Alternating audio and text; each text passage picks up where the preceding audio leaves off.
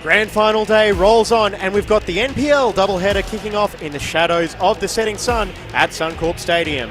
Hello again, everyone, and we're all set for a Classico conclusion to the 10th season of NPL women's football here in Queensland as two historic clubs face off with the title of champions going on the line.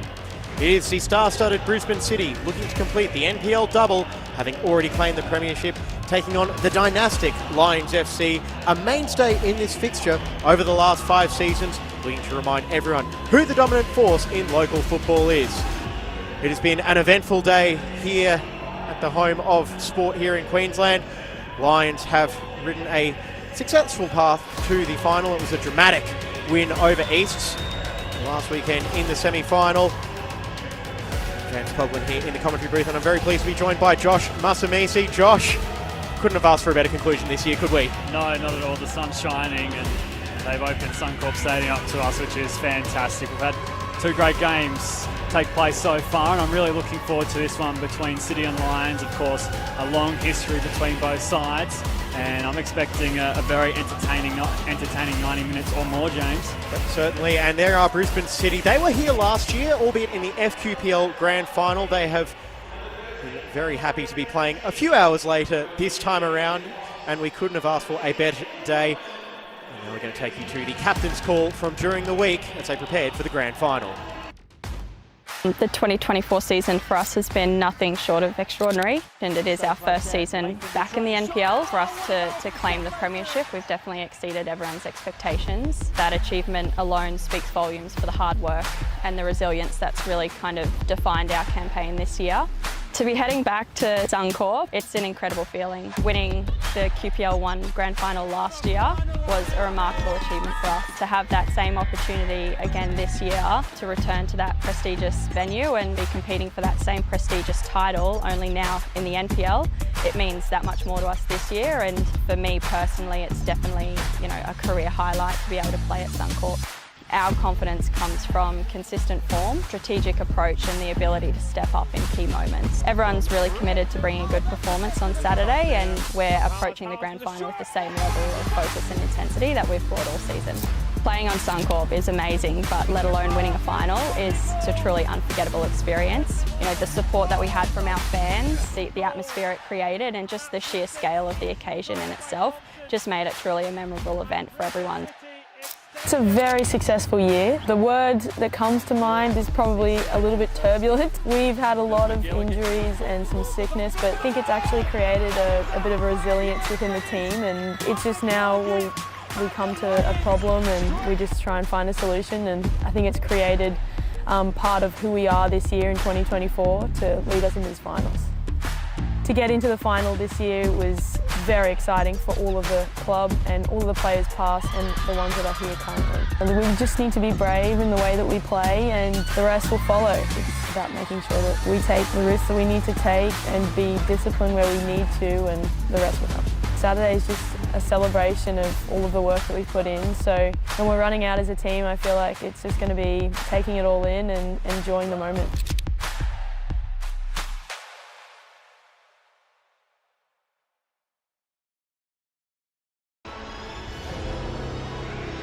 "164 matches and 211 days ago, these were the two clubs that kicked off the 2024 NPL Queensland season on a muggy Friday night at Luxury Paint Stadium. Now they'll play the final match of the year on a picturesque Saturday evening here at Suncorp Stadium. It will be Brisbane City, 12 months removed from a perfect promotion, completing their meteoric rise by defeating a Lions side who have specialised in grand final triumphs since 2019. Can this rebuild group bring another trophy back to the bulging cabinet at Richlands? Well, how about that for a shot to set the stage for a huge night at Suncorp Stadium. James Coughlin and Josh Masamisi here. Josh, what are you looking for the next 90 or maybe 120 minutes? We can't say anything for sure. I'm looking forward to what should be an entertaining fixture. I'm looking forward to the matchups within the midfield. I think, Ishinori coming up against her old side, and you've got Tiana Karambassis in there for Lions, who really holds down the fort, and I'm really excited to see that unfold. But also Brisbane City really taking it to Lions. All right, they are almost ready to come out. There we go. It took a bit of a false start, but now they are coming out onto Suncorp Stadium, the 10th NPL Queensland Grand Final here in Queensland. It is Lions, the specialists in the Grand Final under Rob Askew, so dominant over the last 6 seasons. Brisbane City, well, they're a bit later to the party, having only just been promoted into the NPL after spending half a season in the top flight in 2021. And it is shaping up as a blockbuster clash here as sides line up for the pre-match ceremonies. They were led out by our referee, Taylor Brotherston. She'll be assisted by Connor Evans and Ryan Ball.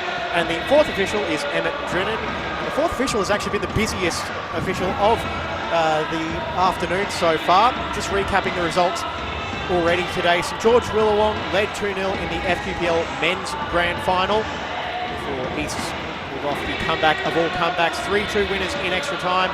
And then in the match just gone by, Gold Coast Knights won the FQPL Women's Premiership over North Lakes. All 4 of those sides will be featuring in the NPL next season. It is a healthy crowd building, plenty of Azuri blue and Lions orange. Lions line up there, you can see the starting team for Lions in their traditional orange and blue kit. Josh, who have you got your eye on here for Lions? Well, there's a lot of players that are there tonight. Tara O'Keefe, of course, has been there for many seasons now and has had a lot of success in the orange. I mentioned Tiana Karambassis, and the obvious selection out of all of them is Megan McGilligan.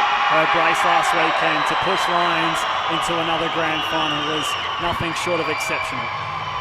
Almost coming out of nowhere. Meanwhile, for Brisbane City, I mean, its stars are plenty, and it really is a first world problem where coach David De Silva has had to try and fit in returning Matilda Sian Fryer to the team.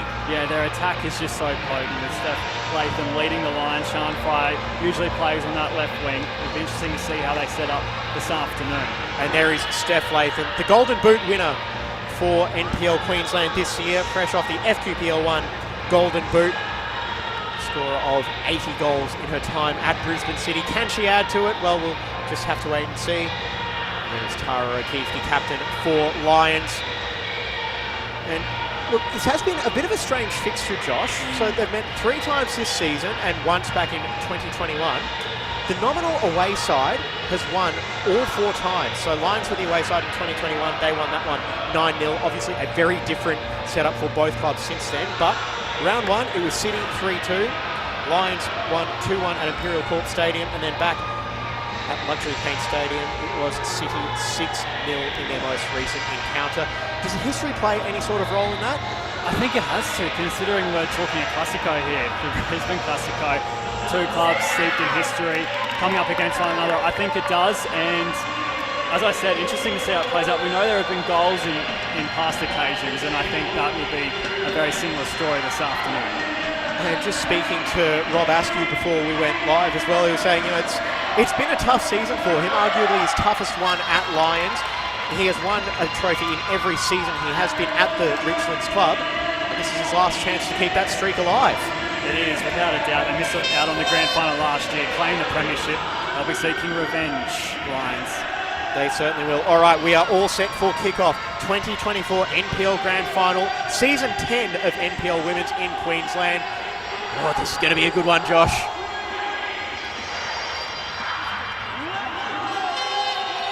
And here we go. City going from right to left on your screen. In the first half, it's Ishinori battling early for possession. Back to Lainey Fryer. Jess Dillon will take up her regular station in the holding midfield role. It's the biggest selection surprise is Georgia Thompson. She'll be starting on the right wing, having recovered from some ankle and foot injuries over the season. Yeah, she really complements the Brisbane City attack. Georgia Thompson missed out last weekend in the semi-final, as you mentioned. And here is Thompson chasing the ball down far sideline in the shade as Thompson clips that ball in, and it's over the head of Cebulski, and wonderful possession. Norrie unable to bring that one under control, but talking to Dave De Silva as well, Georgia Thompson, he just highlighted her determination and drive just to be involved in this match. Yeah, without a doubt. She lets that run behind for the goal kick. It's Clark. Yeah, she stepped up time and time again for Brisbane City, and perhaps a unsung hero at times with the star power they do boast. And it is a nice problem to have as well, where you've got Georgia Thompson coming in, and she will be ably tasked with supporting Steph Latham up top, the veteran leader. Meanwhile, for Lions, I mean, it's all about Meg McElligott. 2 goals last week, and they were just ridiculously good finishes as well. I couldn't believe it when I was sitting back and watching it unfold, James. It was truly tremendous. Megan McElligott, she pulled him out of the fire, to be fair. Of course, Chantal Marajeri getting one back for Eastern Suburbs with a great goal in her own right, but McElligott's strikes were something to admire. That they were, and who knows, we've already seen some pretty spectacular goals this afternoon. Will we see some more? Well, I know you and I are certainly hoping so over the next few hours. We're going to be spending a bit of time together. The Mitre Festival of Football gets underway with this massive day here at Suncorp Stadium, and we'll go to him a little bit later. We've got Josh McLean on the sideline as well, as he's looking nice and comfy in behind the Brisbane City bench.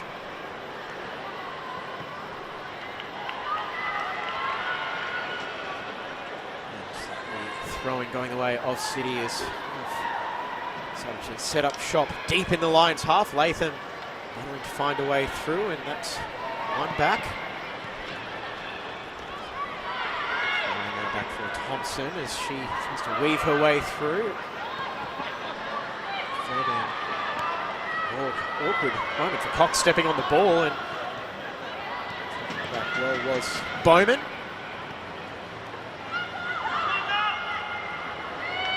It was a strange feeling last year, Josh. We had an NPL Women's Grand Final that didn't have Rob Askew or Lions involved. You were doing that game with Marielle Hecker last year. It was East Gold Coast United, and I suppose it does kind of feel like normalcy has been restored with Lions involved, not just in the women's but the men's matches today as well. Yeah, without a doubt. They didn't claim the premiership this season, Lions, which is a very different story to usual. Norrie, did that strike a hand off Norrie? I think, depending on the... I think that might have been a... Well, that was close. Was it ball to hand or hand to ball? Look, in my expert opinion, from where we're stationed up here in the eastern state, it certainly looked like it was ball to hand.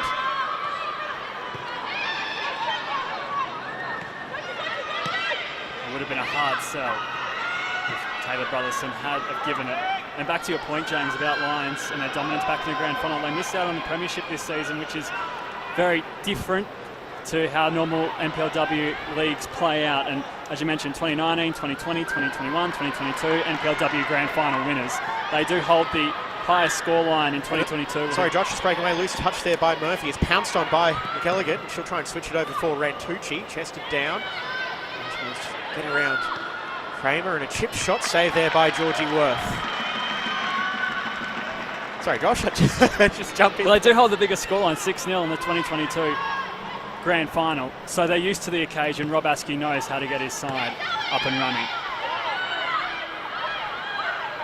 Get is forward, and she's got Rantucci in support again.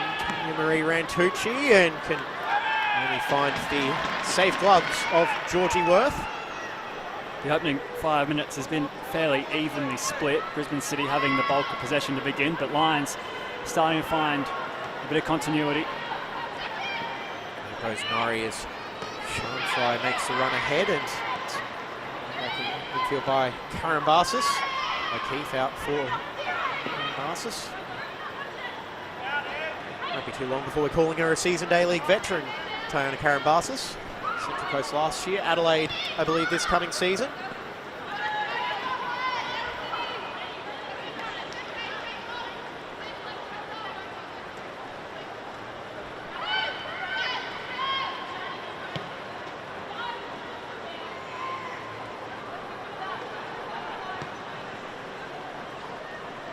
There goes Thompson. Good by Chelsea Fairbairn. Thanks to the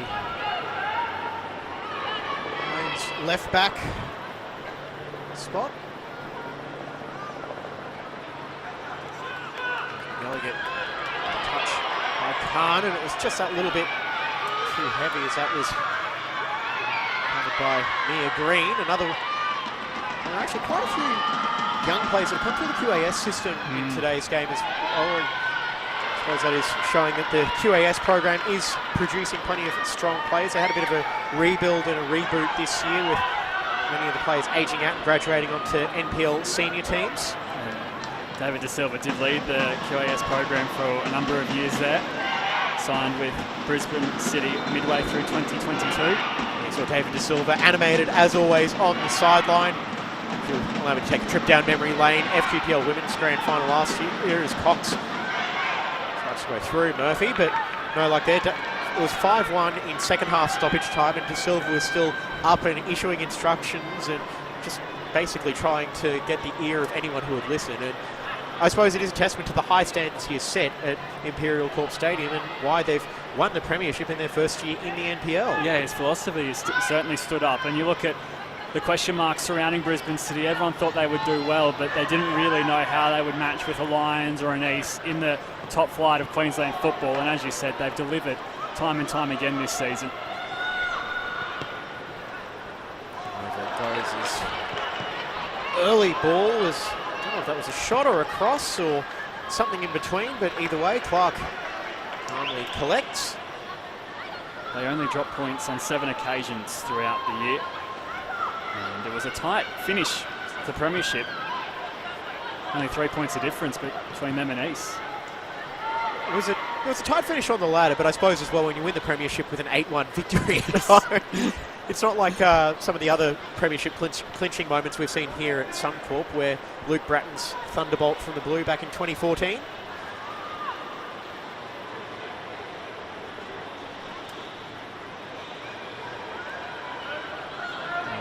Reset Khan with the throw, gets the ball back from Thompson and Karambasis over.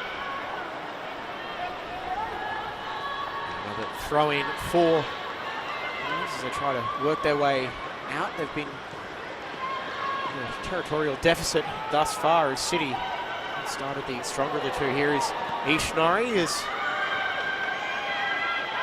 back for Thompson, poking it across, looking for Sean Fryer. Been some stray balls fly through the penalty area to begin with. A few danger signs if you're Lions. For now it is just about absorbing the pressure if you are Lions as they try to work their way to the City half as Cox is dispossessed. And Melissa Cox is one of those players I've highlighted as a bit of a key figure this evening, a graduate of QAS with Olympic last year, and she's enjoying a very successful first season at Lions in the senior team. Yeah, her first season with Lions, and I think Rob Askew noticed that they were a bit thin up front at times, and she certainly filled that void. Not sure if they expected to lose Tegan Riding halfway through the year either. Riding going back to East, and Nick McElligott to call back upon, and here she is.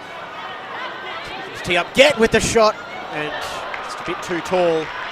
Goes over the crossbar as Lions have their first proper attack in anger, and it was through Ellen Gett with the setup by McElligott. Yeah, A-League experience Ellen Gett has, and she just didn't catch it. Did fly over the crossbar, hoping to grab at it a little more and force a stop or reach the target at least on Georgina Worth's goal.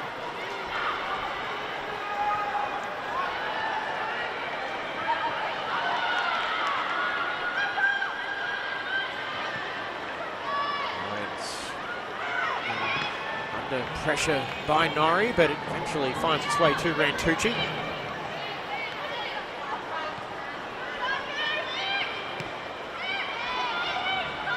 Cebulski waiting to see what happens with Latham, keeping a very close eye. Young defender, but he's able to get the pass away. Gett now looking to switch it up, and first touch by McGilligan, and decided to have a crack with Georgie Worth off her line.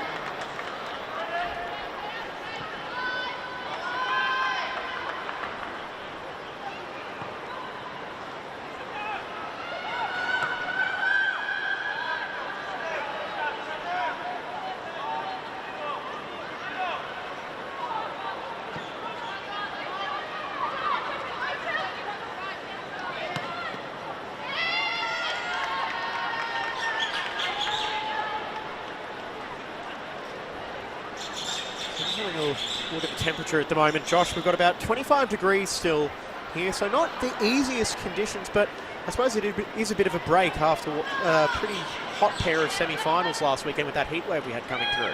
Yeah, it certainly is, and you can see the shade covering Suncorp Stadium at the moment. Both sets of players will certainly be relieved, but at the same time they're prepared for this, both squads. That's why they start so early, their pre-seasons, and ensure they're fit and firing when the season starts, and it's just about maintaining those levels. And to be fair, it could be as hot as anything, but they'll get up for a grand final.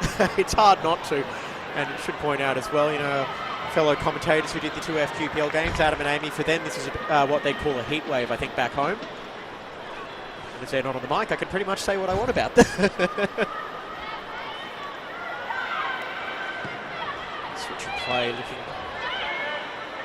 Lions player, instead it's pounced on by City. Sean Fryer strides forward, now looking to turn provider for Latham at the back post. It's bouncing as Latham hooks it back across for Laney Fryer, and still there for Norrie with the shot, and the flag has gone up as might have been an offside call perhaps. Yeah, it's the first time we've seen Fryer with a bit of room to move, just overcooked the cross a touch. Latham did well to get the ball back into the 6-yard box. Well, I think it might have been a judge to have crossed the line. Hold the ball over the whole of the line as the rule was written. I think it might still be.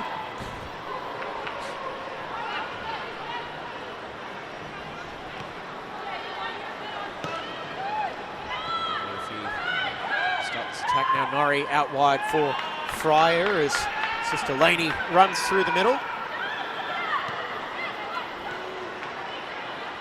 Cleared away by Kenzie Nielsen. Cox, calm, just marshalling the Lions winger.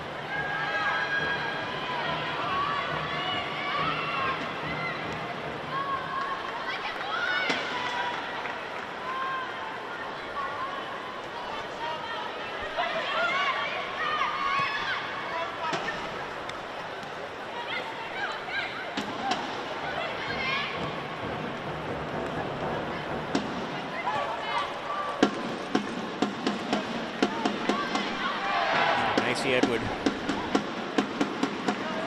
McGilligan.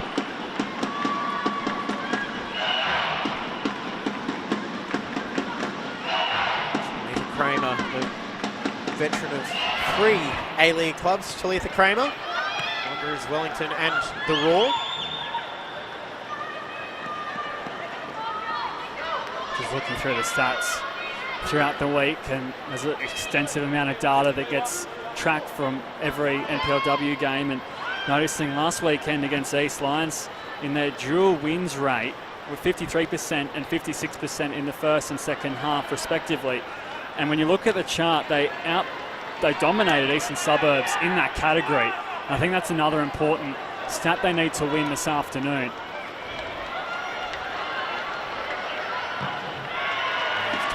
That determination as she'll head along the ground looking for Sean Fryer, and it's almost deflected right into the path of Laney Fryer. So now going back for McGilligan.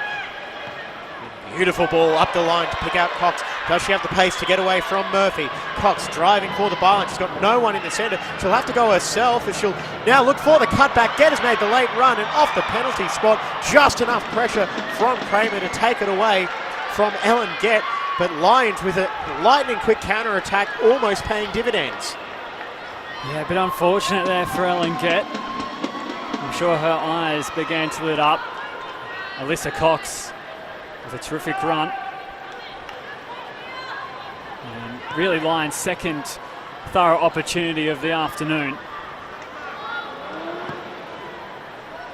These are the moments you have to make count in a big game, whether you're the reigning premiers or so expected to pull off the upset, and Cebulski coming across, but Thompson able to win the ball back, touching it towards Clark, and a heavy collision, and the Lions goalkeeper comes away with the ball. I think that's a great example of what I was touching on earlier about the duels that need to be won for Lions. You see Libby Cebulski tracking across field and shutting down Georgia Thompson, Emily Clark backing her up.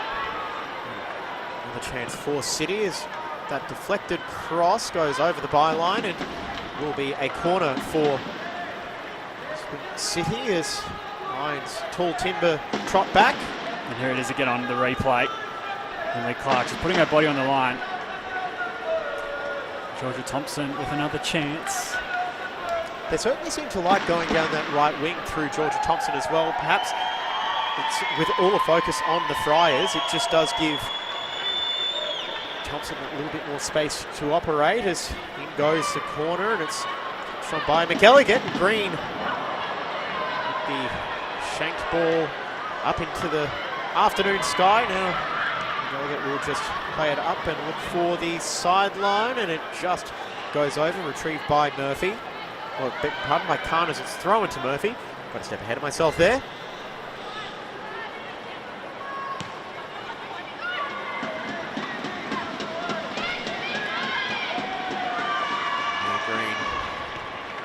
A very versatile signing for Dave De Silva in Brisbane City this year. Looking back earlier on, she was playing as a winger and now she's a central defender. And to the surprise of Karen Barsis, it is a free kick for City, and that's a bit of confusion as Fryer tried to take it quickly with O'Keefe standing right over the football.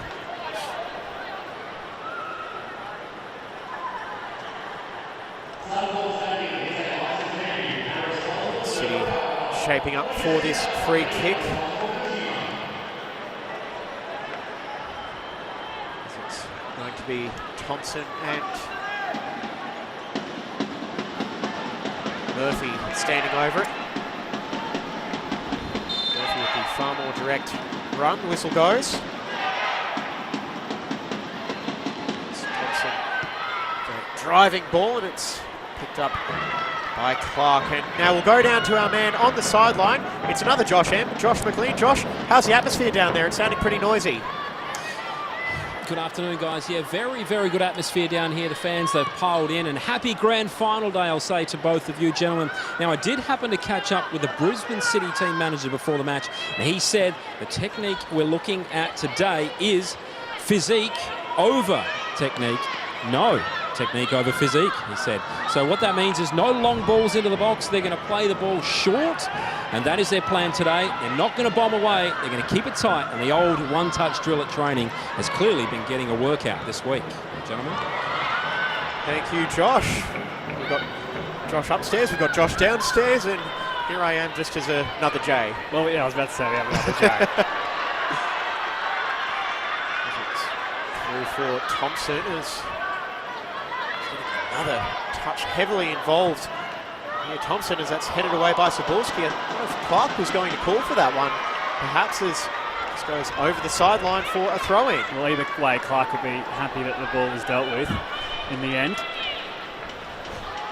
She will, and funny, Josh on the sideline just mentioned training drills as well. Dave De Silva, he had to go to Perth during the week, so his wife was actually graduating, so big congratulations to her on that. But it also means he's put a lot of faith and trust in the veteran leadership of his team, and it's a good sign that he can trust his side in such a big week to get it together. But when you look at the experience they've got, I suppose it shouldn't be too surprising as well.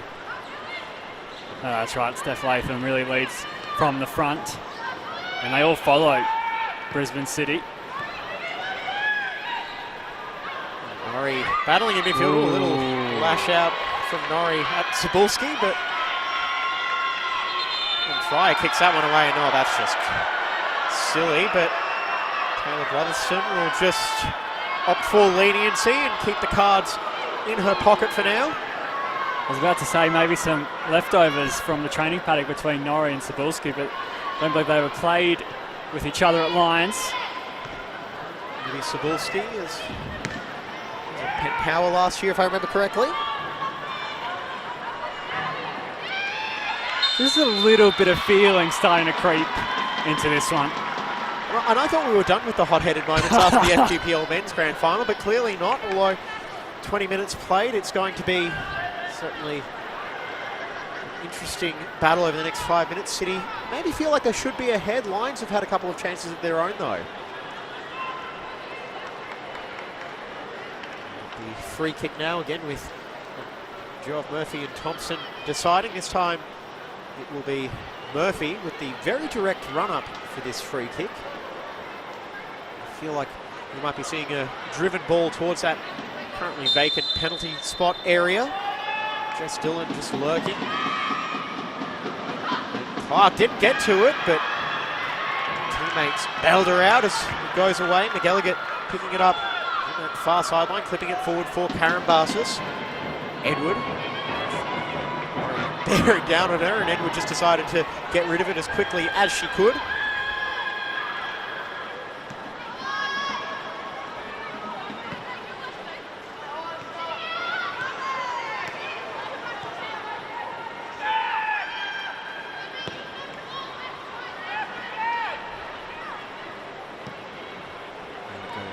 Thompson.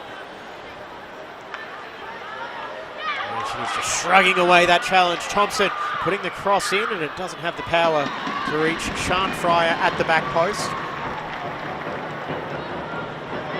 Yeah, you brought up the point earlier. They've really been favouring that right-hand edge through Georgia Thompson.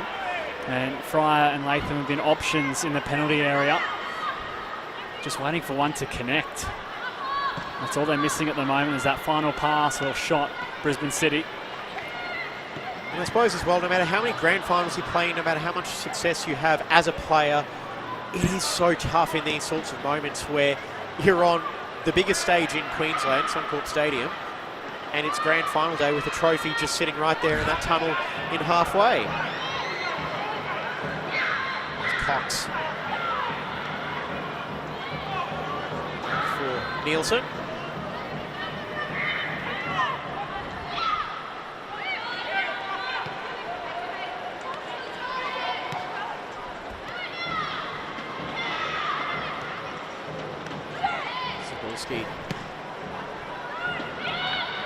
Forward as Rantucci might have found a bit of space in behind, but Fryer tracking back well. Sian Fryer will concede the corner, and if you're not overly familiar with the NPL women's competition, we are specifying Sian Fryer every time because it is sister Laney in the team as well. So Sian wearing 24, Laney 10, and well, they're both potent attacking weapons. That they are. Of course, Sian scoring. Last time these two met, she scored 4 on that occasion. And we'll have a break as Miss Brotherson just says to the players, I've got my eye on you.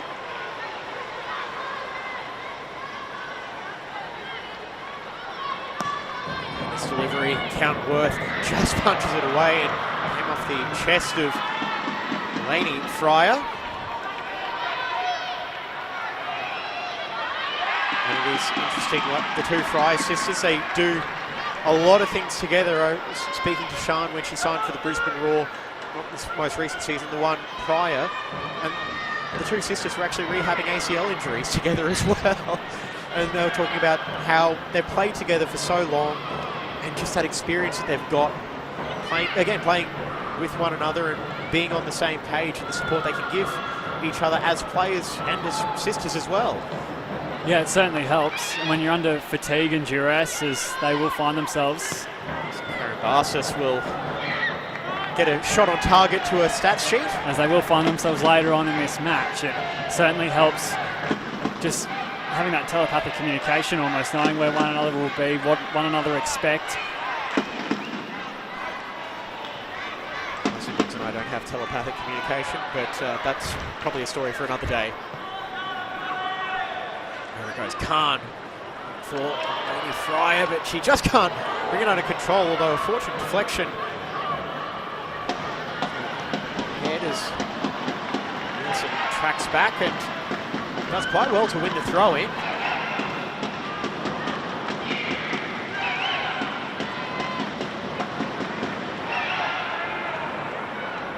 This game just in a bit of an arm wrestle at the moment. Both sides with a couple of chances. You just get the feeling that it's up to the side that make the most of that opportunity, and that's usually the case on days like today, but even more so on what has been a cagey affair to start. It has, although it has, well, the most recent meeting that was 44 minutes before the first goal, so both of these sides in this first half, they're just trying to do what they can to ensure that they don't lose this match. It's an old cliche. I'm not entirely sure if it's accurate anymore, but you can't win a grand final in the first half, but you can lose it, which feels a bit counterintuitive linguistically. But well, City in that match you speak of went on to score 4 goals in 11 minutes.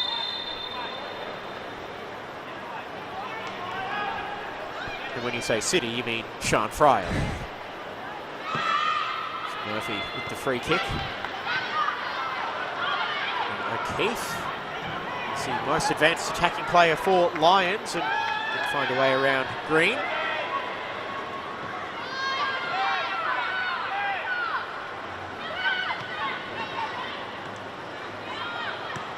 Murray with a heavily weighted pass, giving Sean Fryer something to chase. Taking the corner, asks for a bit of support. She's got Kramer back up the line. The ball goes into the box and trying to pick out Latham. Get alert to the danger, clears it away. Murphy now resetting. Reception by Edward. Over it goes, and going forward, Karen Bass is unable to bring that under control. Green.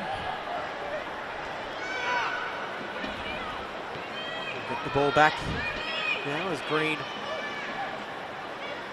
waits for an option. Dillon is there short to play horizontally. And City not having as much luck playing through now, Josh.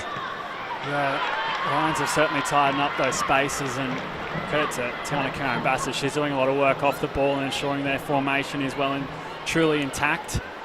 It's a lot of the stuff that goes unseen, especially defensively, that makes the biggest difference. Here she is again on the ball. Sapolsky, loose passes, pounced on by Dillon, and now here's Fryer in space. Sean Fryer looking to cut back onto that lethal right foot. Fryer looking for space, marshalled well. Great defending by Sapolsky to see off that chance. Now going the other way, it's Rantucci just bouncing off that challenge from Kramer. Here go Lions storming forward. City already back in numbers, setting up their defensive shape. Fairbairn with the pass, it was well read. As Khan picked that one off, and now we're going the other way. It's picking up pace now as here go Brisbane City. Sean Fryer, is she onside? She is not. The flag goes up. Oh, and we now have a couple of seconds to catch our breath as it was frantic end-to-end play, and Rob Askew was here. This opposite take us, he was up, encouraging his side to get through that passage of play. Well, the most pivotal moment out of all of that was Libby Sapolsky's one-on-one defending against Sean Fryer. I thought for a moment Fryer was going to favour her left foot. In the end, she opted for her right, but Libby Sapolsky had nowhere to go. She was backtracking for the most part, but held out a Matilda. Looks like if you're doing a scorecard on that one, it's definitely one for Sapolsky. Well, that is a battle that will likely continue for the next 60 plus minutes. Battle continues as Thompson just slow to recover. She's back up on her feet now. Ball's on the opposite wing with Fryer. Watched closely again by Cebulski. They've been caught out in most recently, like previous 5 minutes, twice their lines as Fryer making the run in behind. On the second occasion, Ellen Gett got to her to stop the move, but Brisbane City just starting to grow ever so slowly in this match, and when you have the potency of Sian Fryer out on this left wing and you have Georgia Thompson who's just a workhorse, they're going to create opportunities. All right, Josh, I'm going to have to throw you under the bus now a little bit with some trivia. So this is the 10th grand final, so we've had 9. The highest seed has won how many NPL women's grand finals out of the 9 that have been completed? Well, I'm going to say Brisbane Roar, NTC. Am I right? Yes, in 2018.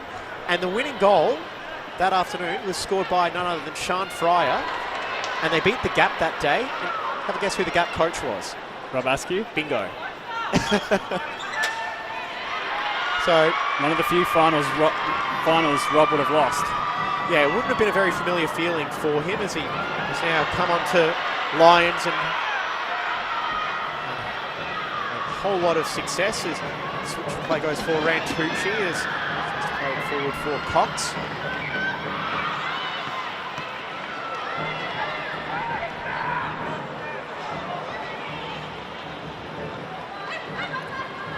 Goes for Gett.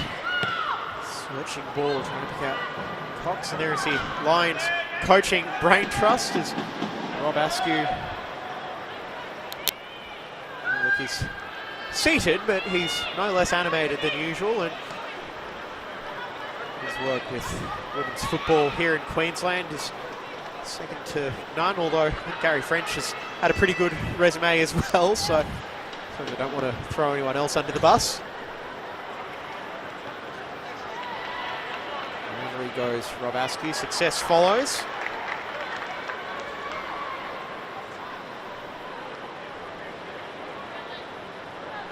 Thompson, Morton Bay Jr.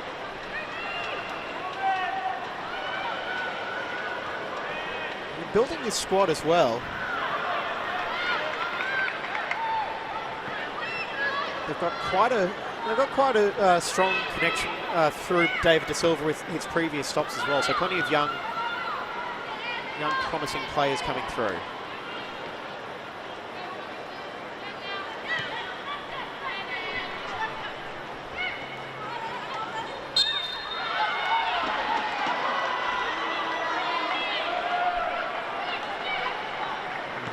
Go down to our man on the sideline, Josh McLean. Josh, you've just been doing a bit of research into Lions, have you? I think the button on his microphone might not be cooperating at the moment. We try and go back to him for that in a little bit.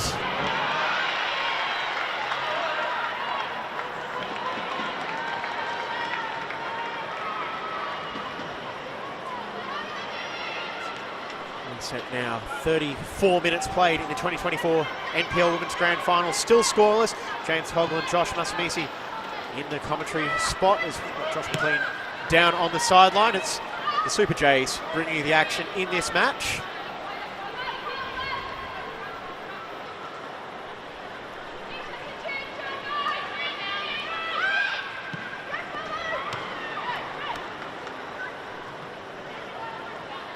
Cebulski just over the sideline.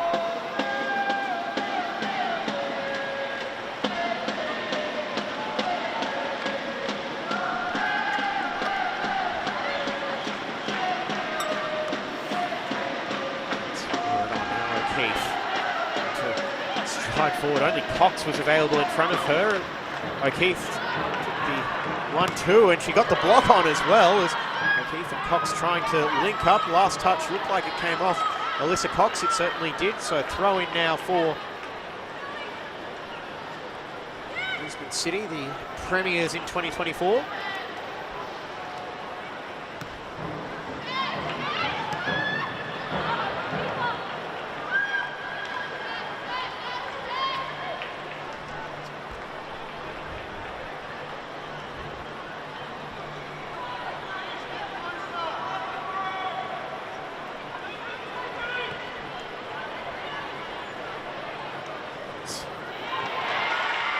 possession with McElligott going head-to-head with Khan.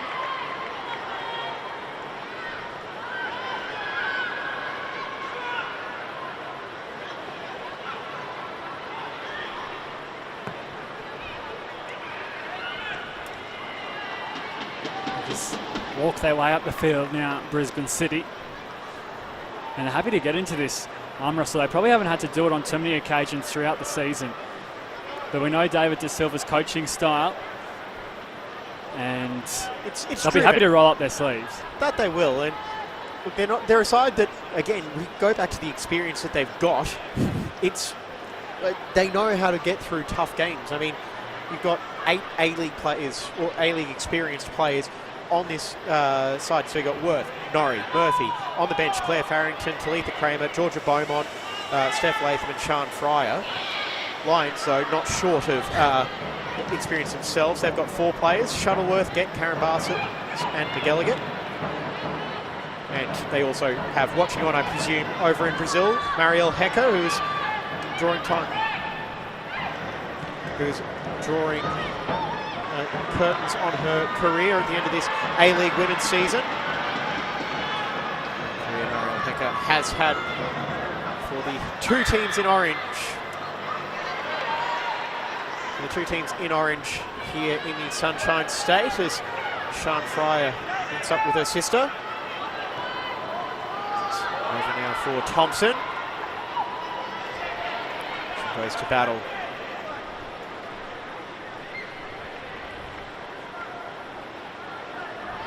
Gallagher. Pressure on Hallie Khan. For Murphy.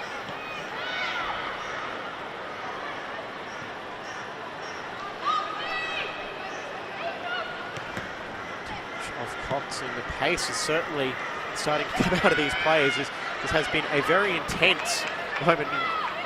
Norrie and Karen Bassett just engaging in pleasantries. Goes out for Thompson as a breakneck attack hopefully unfolding, as instead City will for a little bit more of a patient approach, and this might be the perfect time to go down to our man on the sideline, Josh McLean. Josh, are you there now? Yeah, hi guys. Speaking to Lions FC, well, you mentioned earlier they have got a lot of youth. Well, they've had to learn on the fly and they've had to mature on the fly.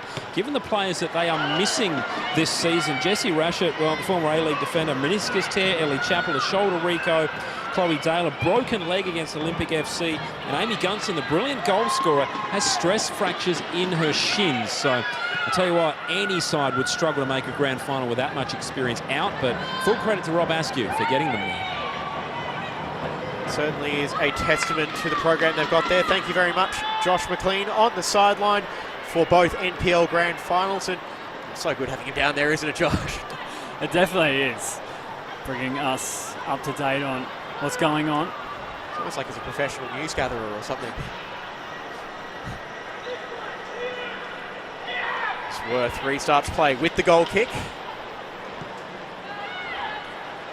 Short goal kicks now. It's always interesting seeing the different strategies put into place with these teams. Sometimes the defenders take it, sometimes it's the keeper, and just adds a little bit more variety. But now you're not really seeing teams hoof it that much more now. As could be a chance on for Sian Fryer, who's switched over to that right side. Thompson now on the left.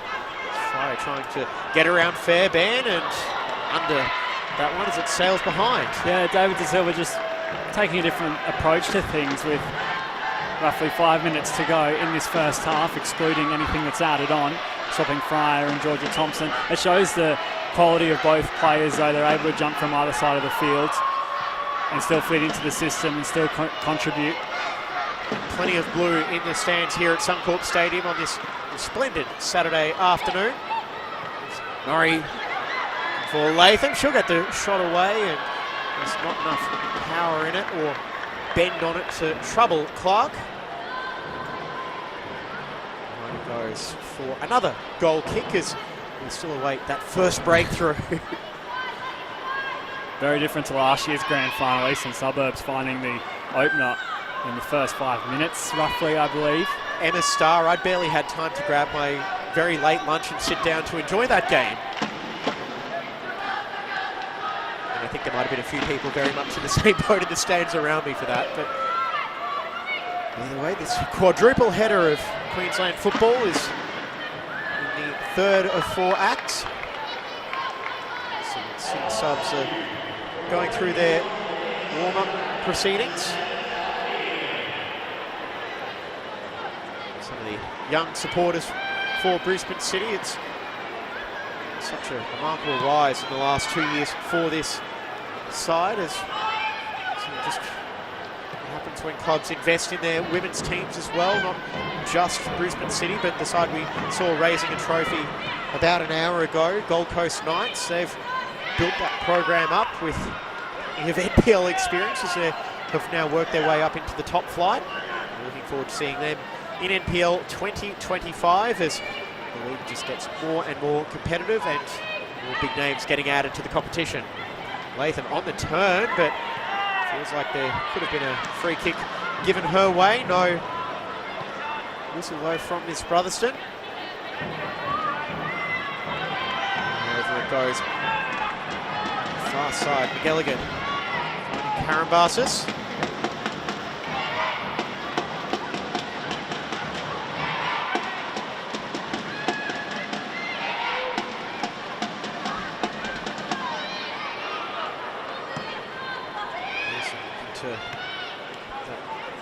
Excellent right foot to good use, teeing up Rantucci, but she's muscled away from the ball. It's worked out though for Get.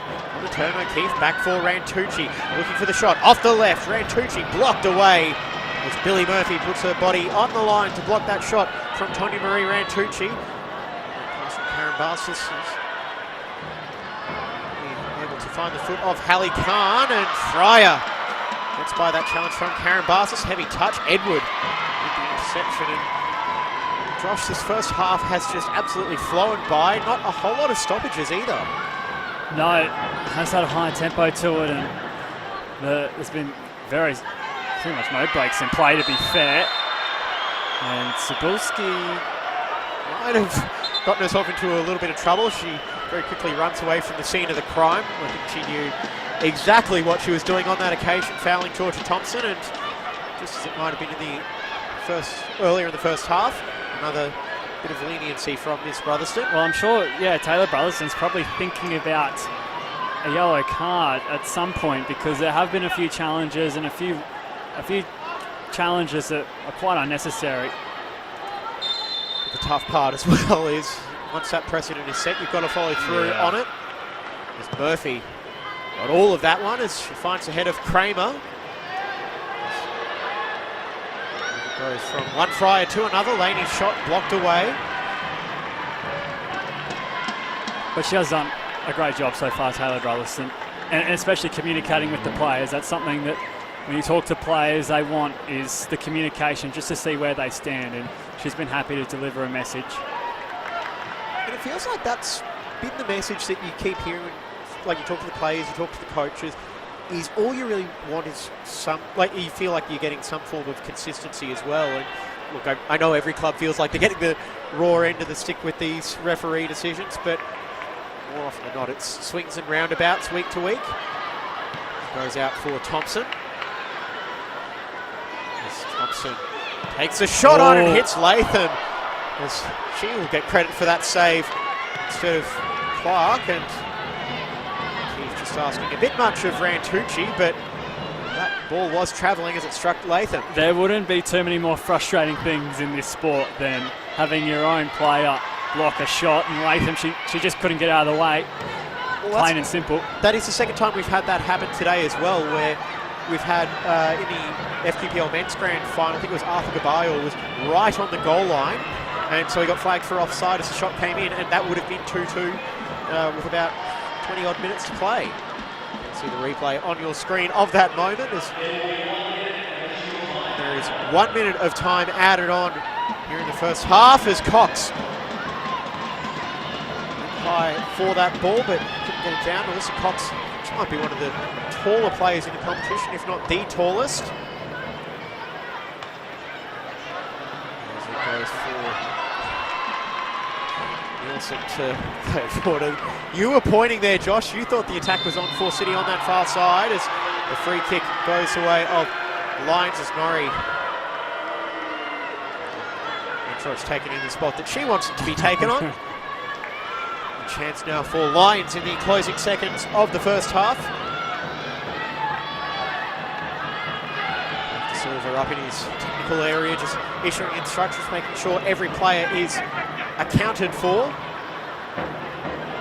Melissa Cox is the obvious target from this one. She is standing 3 in from the near side. Closely by Murphy, and Khan as that ball is able to find Cox, and it might have been a double deflection on the way through, and it will be a goal kick. Yeah, a very dangerous time there if Brisbane City were to concede. As we see the minute tick over now.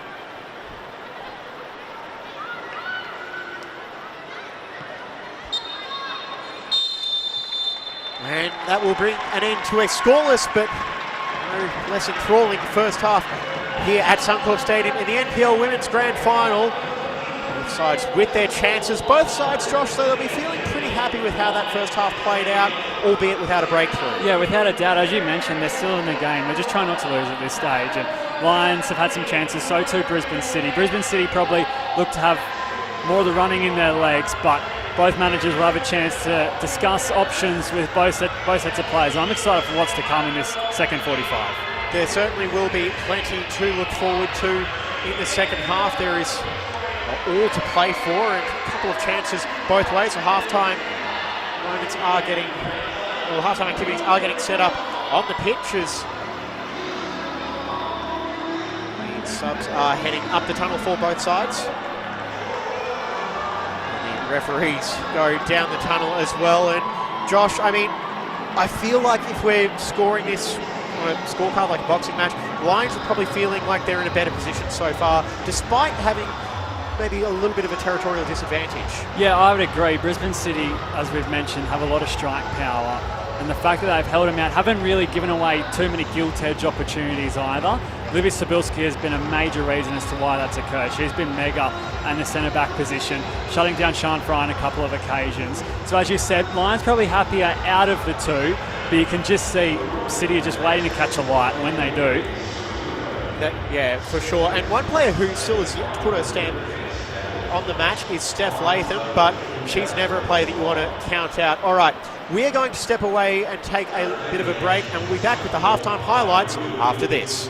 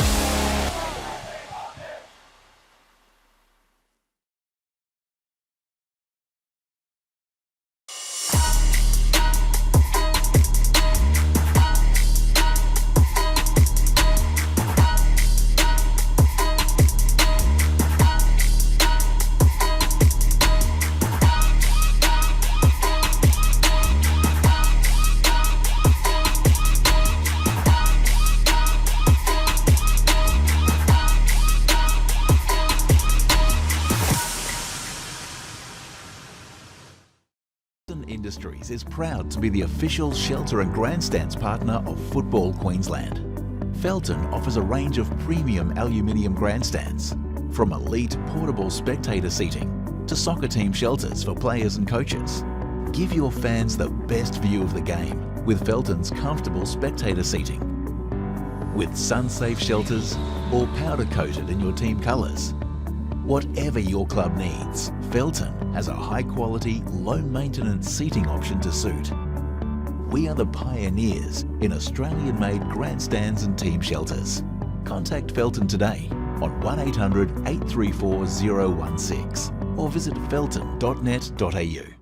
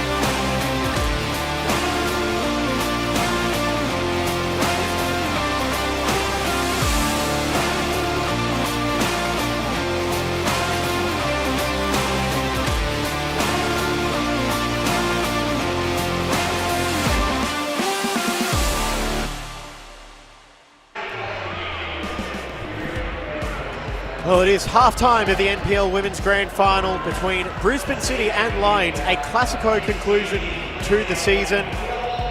Fans are still waiting for that first breakthrough. 0-0. James Conlon and Josh Masamisi bringing you all the action from, well, you know where we are, Suncorp Stadium. It is an iconic venue, Josh, and it's been a tense first half so far with no breakthrough just yet. No, not as of yet. You get the sense that that'll come in the second half as we see the highlights taking shape.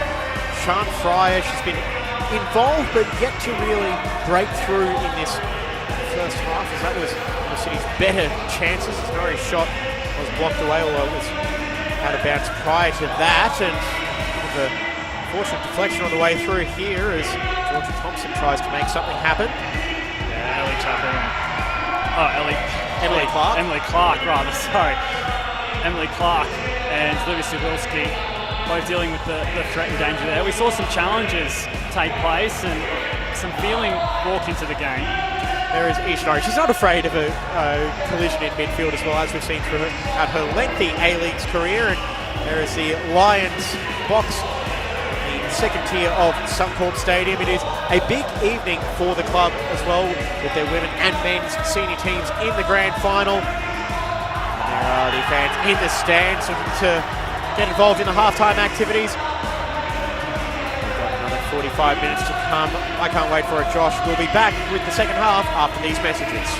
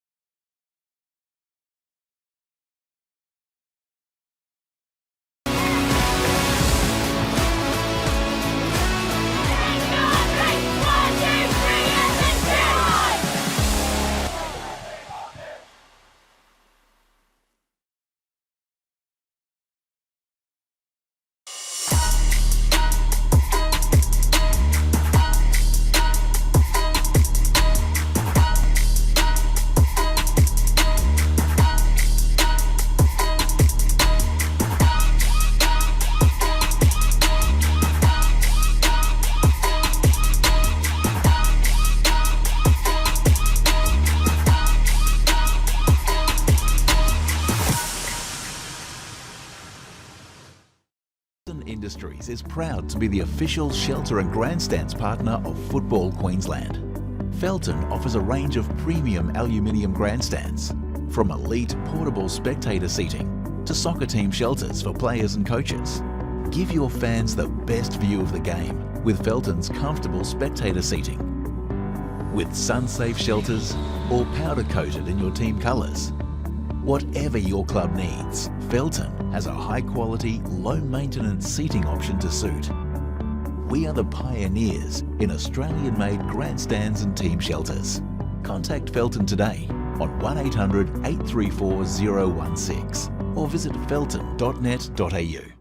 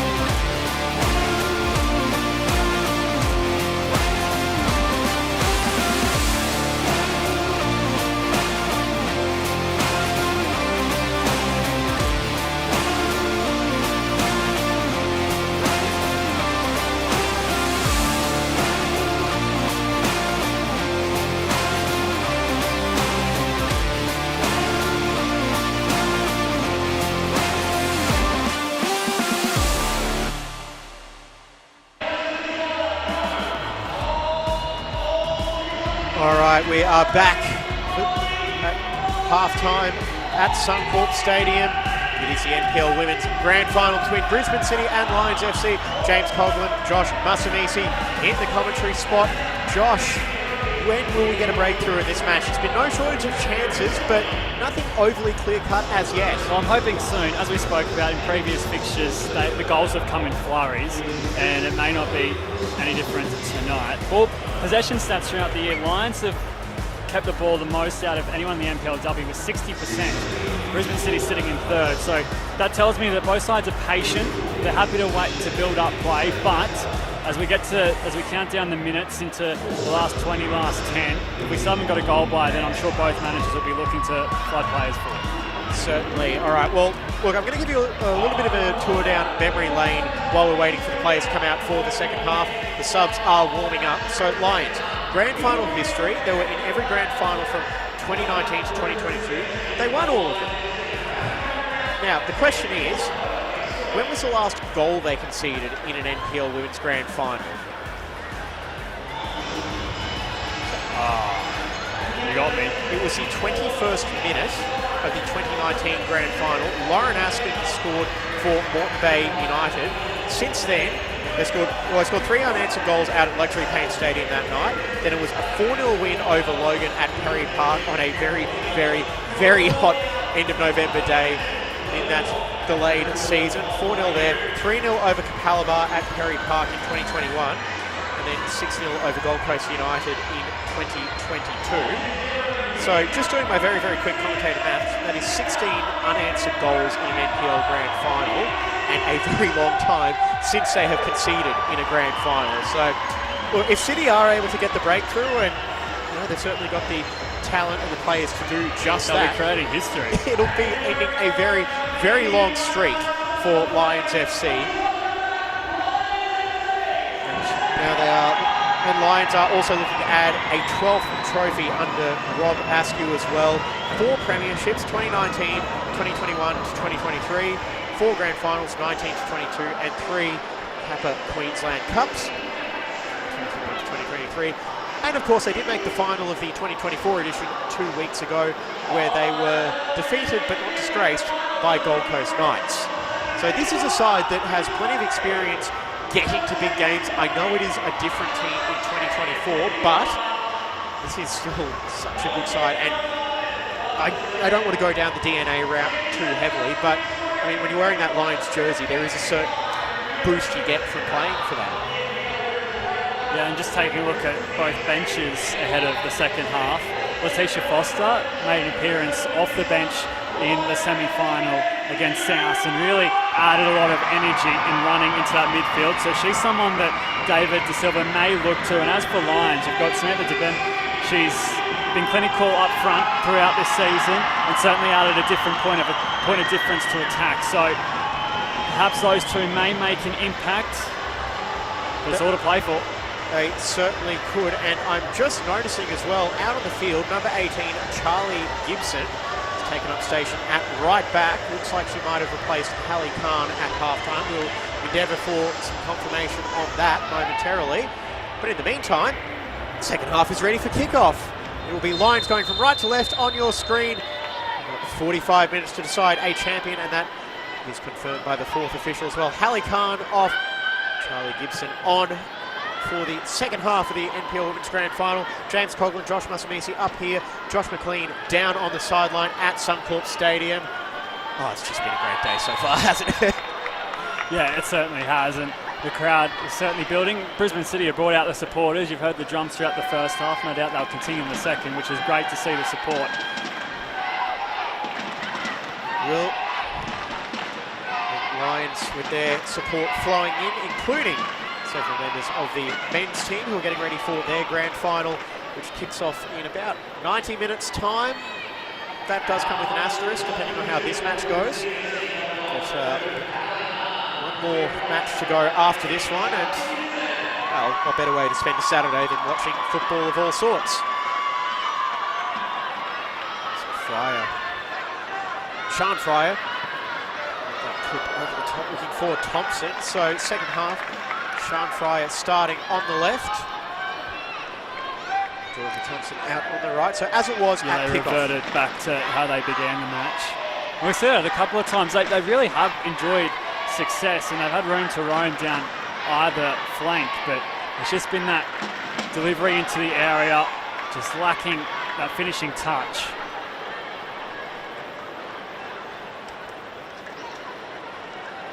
Right, for a throw in, and this is throw-in is taking place. We'll go down to Josh McLean on the sideline. Josh, what'd you learn in the halftime break? Well, gentlemen, interesting. I approached Sian Fryer for an interview. Unfortunately, she was so focused, she just wasn't able to talk to me. But that is not surprising. Give me a little tidbit of information I found out.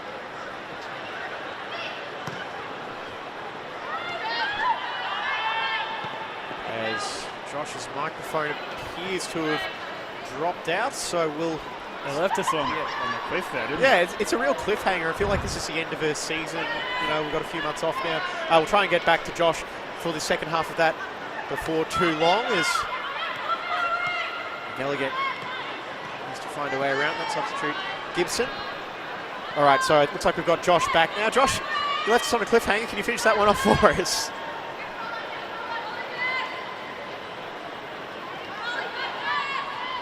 All right, the cliffhanger will continue by the sounds of it as O'Keefe steps on the ball as she is able to retain possession somehow. Dylan pinch it off her. McGilligan back now for Fairbairn. So drills it forward for O'Keefe. We didn't even see that.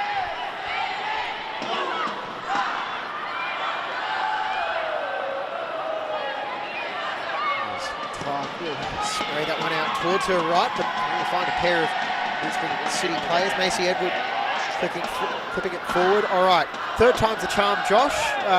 Potentially, if he's there for us.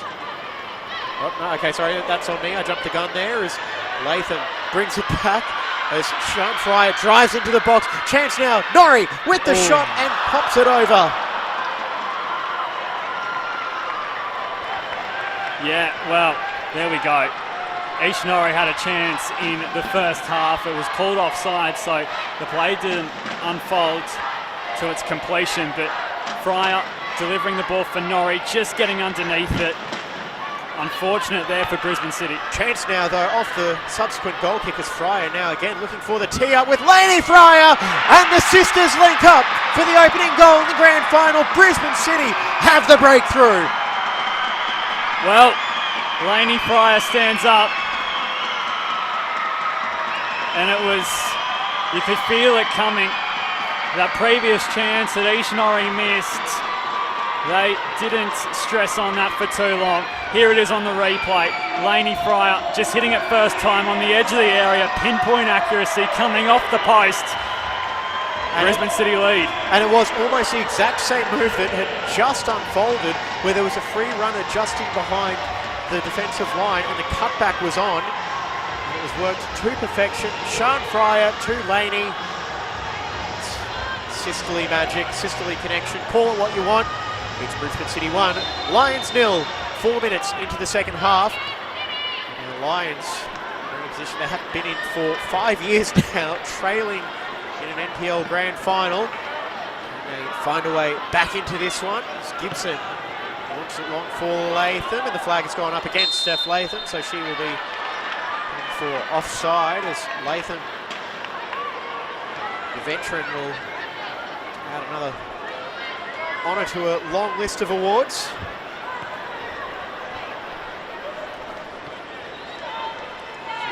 Part of that Palabar side went down in 2021, a storm-impacted game. Would you believe, Josh? It was Perry Park and commentary position that way. You could just see the lightning getting closer and closer and closer. And I don't know if any of the Lions players from that night will admit it, but they were desperate to get ahead as quickly as possible, but they had to wait a long way into that game. 67th minute before Mariel Hecker broke the deadlock as McElligott fires one from range. I was about to say, a lot of weight, perhaps by default, just falls onto Megan McElligott. She is their focal point in attack, it is without doubt, and may expect a few long-range shots after what she's proven to pull off time and time again. They can't get too impatient here, Lions, either. There's so much time to still unfold. Exactly, 40 minutes to find one goal, and just a little tactical note I'm seeing as well, Josh. McElligott and Cox have been switching back and forth, striker and winger, as this match has progressed. Right now, Cox is occupying the central role, as McElligott trying to have some success against Charlie Gibson, the substitute. Dylan, swipe at the ball, but not really luck in that instance. Laney Fryer.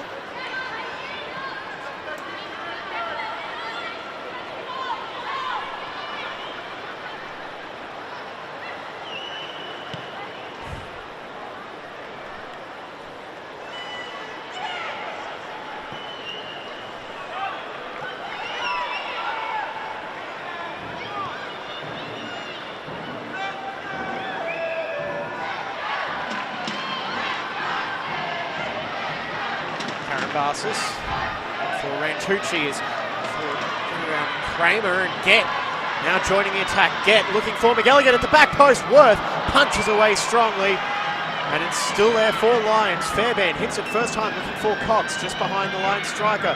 Norrie under pressure from O'Keefe. It could now fall for McElligott if she can fashion space. And it's in! Lions strike back inside 3 minutes, and boy, we've got a grand final on our hands now, Josh. Yeah, Megan McElligott stands up right when Lions need it. It was a great save by Worth to defuse the situation for Brisbane City on the initial attack. But this time it's Megan McElligott. The ball just found vacant space. Great work by Fairbairn in the build-up, and the pressure from O'Keefe, just able to get it away from Norrie, and the experience of McElligott here to get enough power on that shot, because I mean, so often you just see it roll into the goalkeeper's hands. Yeah, without a doubt. Megan McElligott lights Suncorp Stadium up. It is one apiece. Goal 28 of the season for Meg McElligott. Her 60th goal for Lions in the last 2 seasons. Well, we did say the goals would perhaps come in flurries. Flurries, not a phrase we're all that familiar with here in Brisbane, but anyway. We'll resume play. So City's lead lasted all of 4 minutes. It was exactly what we were hoping for, a competitive start to the second half, and the goals that have almost reset the match now. We thought maybe that City goal might open things up a little bit more, but it's getting us back on level terms. Going forward for Cox. Striker just unable to bring that one under control. And Alyssa Cox, she's a player that I've quite enjoyed watching over the last few years. I remember she was with QAS back in the 2020 season. They went to Gold Coast United on the final round of the year. Gold Coast needed to win to claim the premiership, and she gave them all sorts of fits as Gold Coast United eventually won the game. But like, Cox was one of those standout players. Chayana Singh, another part of that squad as well. And they're all now playing for other NPL clubs. So a very talented group of players coming through as Lainey Fryer looks for Shan. As Karambasa brings it under control. And you're right, the landscape of the NPLW has changed drastically in the past couple of years. Oh, Thompson on the ball, which was watched by Nielsen as it's over the byline for the goal kick. Both grand finalists of last year couldn't return, and now Brisbane City making their way through the FQPL one last year here on the final day of the NPLW season. So changing at the guard, perhaps. One thing that has remained is Lions. They're well and truly still around, that's for sure. They're not going anywhere by the sounds of it. Cox is trying to break through. She's just unable to control the ball cleanly, but she's got by Murphy. Takes a shot on Cox and it just goes wide. Another great chance for Lions. And they're starting to get on the front foot, and now we will try Josh McLean down on the sideline. That seems to have woken up a fair few on the sideline down there. Josh, one apiece. Yeah, well, hasn't that just sent the crowd into raptures? The Lions FC fans, they are full of voice now, getting behind their side. They are well and truly back in this match, aren't they? They certainly are, and Delegate has been pivotal to that. Cox, working through the centre, has had some success as well. Karambas is out for Rantucci.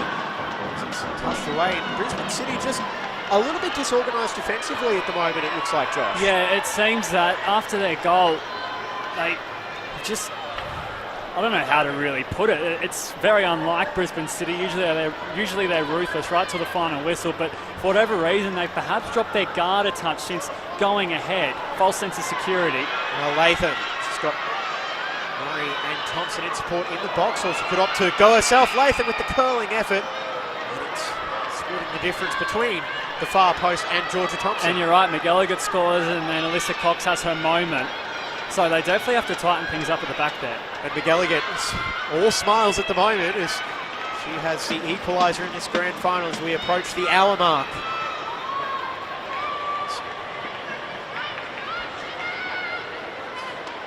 Kenzie Nielsen goes for McElligott.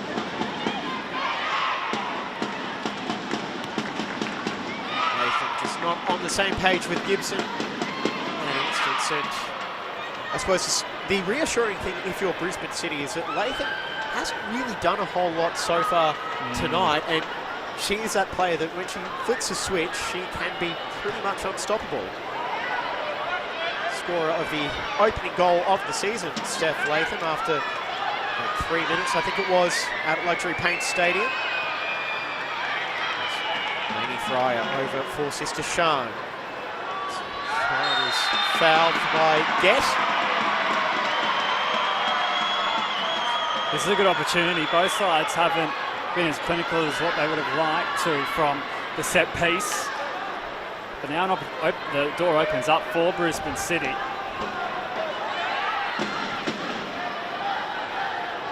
So 4 players in the ball set by Emily Clark.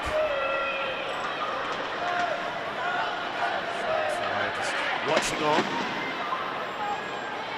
So Murphy and Thompson, again the preferred set piece options.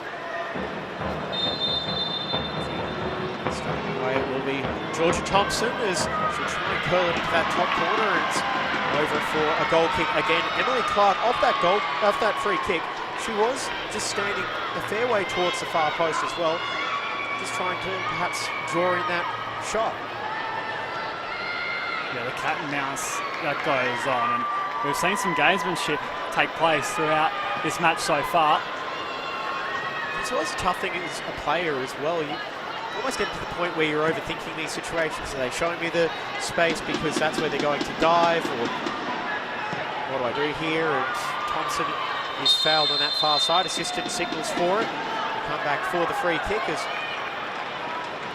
little bit of a surprised expression in the face of Lindsay Nielsen, as there is Letitia Foster just watching on as the City substitutes. Well, here they go again. Georgia Thompson standing behind it, so too Billy Murphy. Looking at the way Lions have got their defensive structure set up, so they've got 4 players on the edge of the 6-yard box. Clark on the goal line. Thompson puts the ball in as it's the back post. Clark doesn't come. She hesitated and is behind off Kramer for a goal kick. Yeah, well, a chance. That's what it was, just on the hour mark. And Talitha Kramer popping up. So much experience Talitha Kramer holds, and you saw her time her jump almost perfectly there. Made contact, just not in the direction intended. I know height can be useful at set pieces as well, Josh, but if you've got a set piece delivery that can be on the money, it's not as important as much about getting in the right position and getting away from the marker. So we might have some more changes coming up on the sideline for both sides, as it so happens.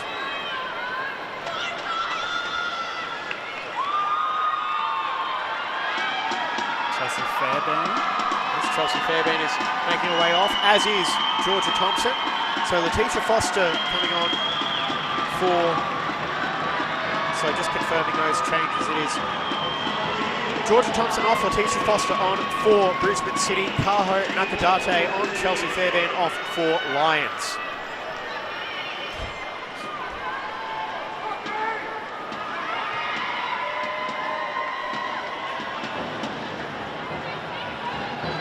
Back for Nielsen. Foster looking to make an instant impact. Yeah, it's going to be interesting to see how Foster comes into this game. As I mentioned, had an impact in that semi-final last weekend. The game was already won, but you can tell she just adds a different dynamic in attack. And David De Silva noticing that and pulling the trigger. See if there is any sort of notable structure change for Brisbane City, and it certainly doesn't seem to be. They're just sort of sticking with that 4-1-4-1 almost, with Norrie joining the support trio for Latham.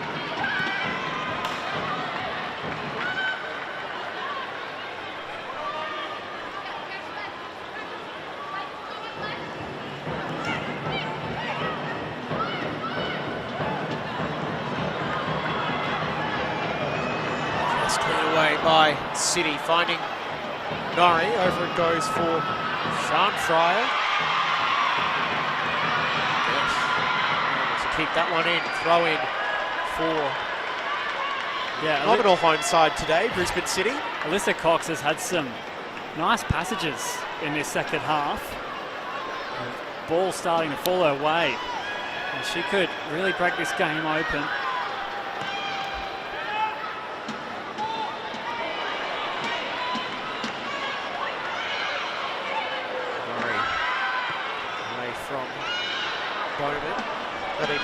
Edward.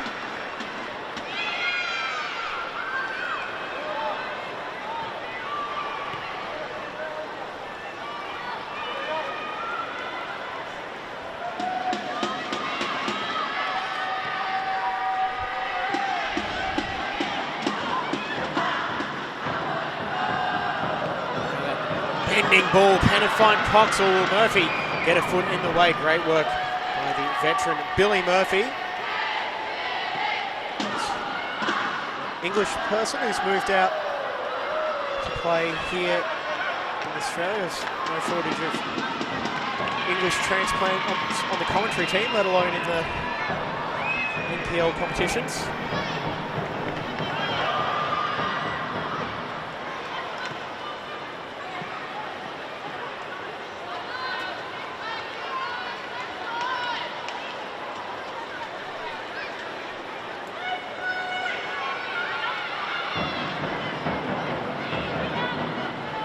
Still quite a while to play out in this second half, and one thing that can be pretty well guaranteed is one of these sides is going to get a chance. It just depends on who takes it and makes the most of it. And that's the thing as well with the goalkeepers, that focus is so important for them too, knowing that they've just got that extra little bit of time that we haven't seen many diving saves. A lot of their stops have been relatively routine, and they've done their job to the best of their abilities. And I suppose when you're going long patches of play without actually having anything to do, just keeping that focus is paramount, because in certain situations like this, you might be called upon. That attack will fizzle out as Cebulski intervenes. No luck finding Karambasis.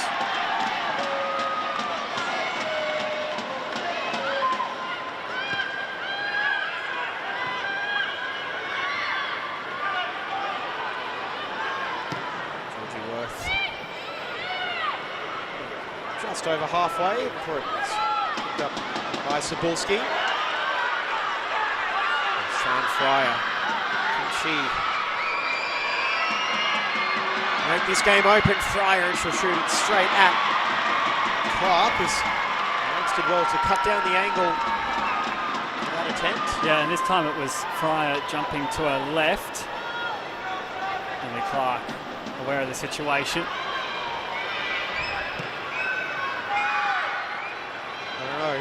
City were pleasantly surprised, albeit not the best of reasons, to get Sean Fryer back for the end of this season as well, with Matilda's going out in the group stage in Paris, but I suppose it has worked out quite well for the Newmarket club. Fry's earlier than expected return opened up the door for her to be eligible for finals. The stoppage now is Lions players is down with an injury. Keith is play down, requiring treatment.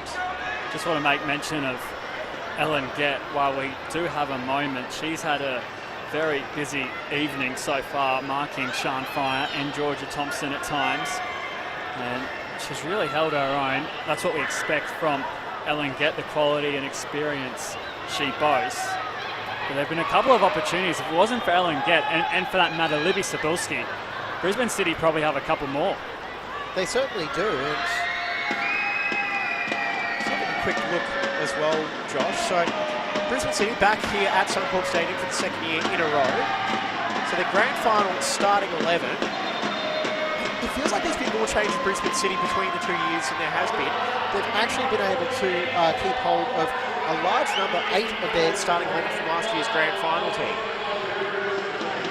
So the players that have stayed back in the back line, it's Kramer, Murphy, Khan, with Jack Cashman not involved today. She's been replaced by Mia Green. And then in the midfield, Jess Dillon, Sean Fryer, Lainey Fryer, Georgia Thompson, with the only change, Lane Sunderland out for Ishinori. Lane Sunderland finishing the season with ace. The goalkeeper was Tierney Sunderland, Lane's sister that day. Georgie Worth as Latham to fashion a chance as goes behind for a corner. And Steph Latham is the other holdover as well. Just had to finish that story. Yeah, well, we've seen this story a couple of times. Talking about stories, that passage of play, it's again a ball cutted back to the edge of the area. This time it was Latham lining up. Emily Bowman did well to get in her way and force the corner. That she did, and also Mia Green, who started tonight, did come off the bench in the 57th minute. I'm determined to finish. To your point, there is a lot of crossover from last year and this season.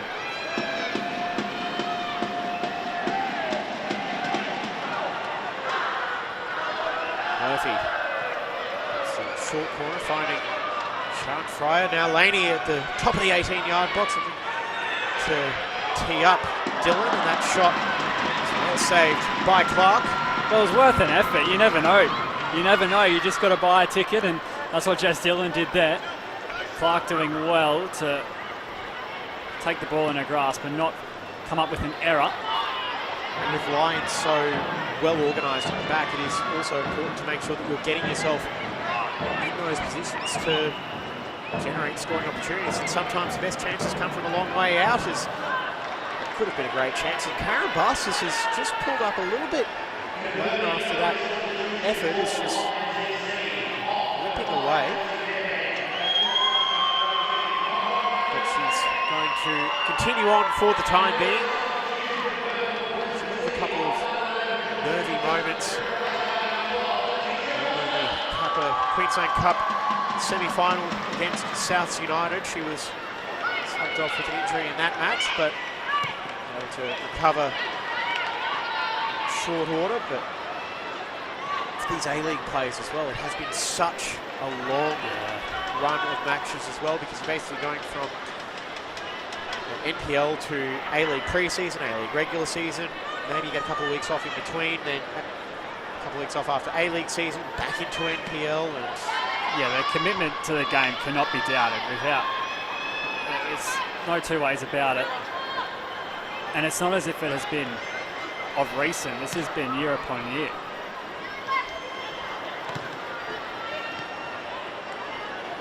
That was silky. Laney Fryer past and loses out. Here is Sean with the shot off the left foot. It's well saved by Clark. And you just see the number of Lions defenders track Sean Fryer, and rightly so. Also dangerous. On the ball, Sean Fryer. And the toughest part for Brisbane City's opponents is that there's more than one threat.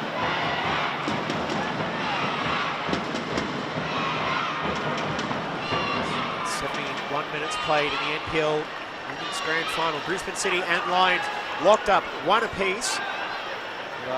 Just late to join us. Laney Fryer opened the scoring in the 50th minute.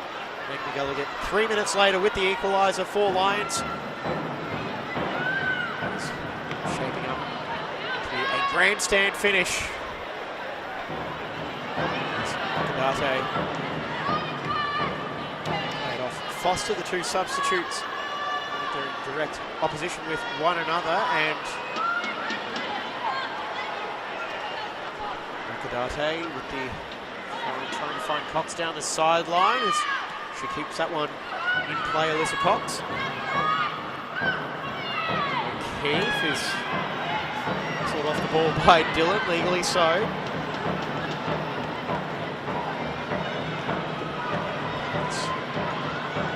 I suppose it's too late in the season to call it a New York Lions back line as Rantucci fell on that far side, and this could be another warning going the way of Kramer.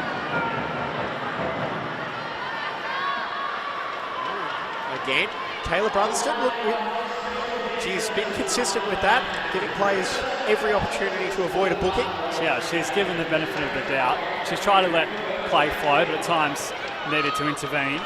And also helped by and large by the fact that there haven't really been that many controversial moments in this game either. It's been, by and large, a very clean game. Lions with this set piece. Something creative. Karen Barsis gets the pass down the line. Last touch is judged to have come off Fryer, and behind it goes for a corner. Yeah, they maybe got a bit lucky there, Lions. You saw Karen Barsis just have to halt her run, and then by the time she got going again, the ball almost evaded her. The short routine this time from the corner. Get. Sends it back as the cross comes in. Did that take a deflection, or was it a slice? And the assistant decides it was a slice. Goal kick. They did well to earn a corner, but then they waste that opportunity there, Lions. They would have wanted a bit more from that, no doubt.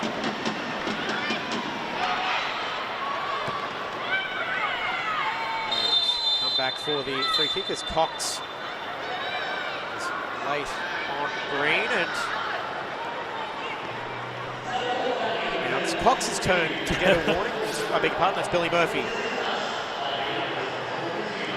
on the ground. A few players just taking the opportunity to catch their breath, as it has been a frantic pace for pretty much this whole game, Josh. Now we've only got 16 minutes of normal time remaining. Yeah, and I think the pace will pick up as we begin to count down. Brisbane City have scored 53 of their goals in the second half throughout the regular season. That's 53 out of 80, only 27 scored in the first half.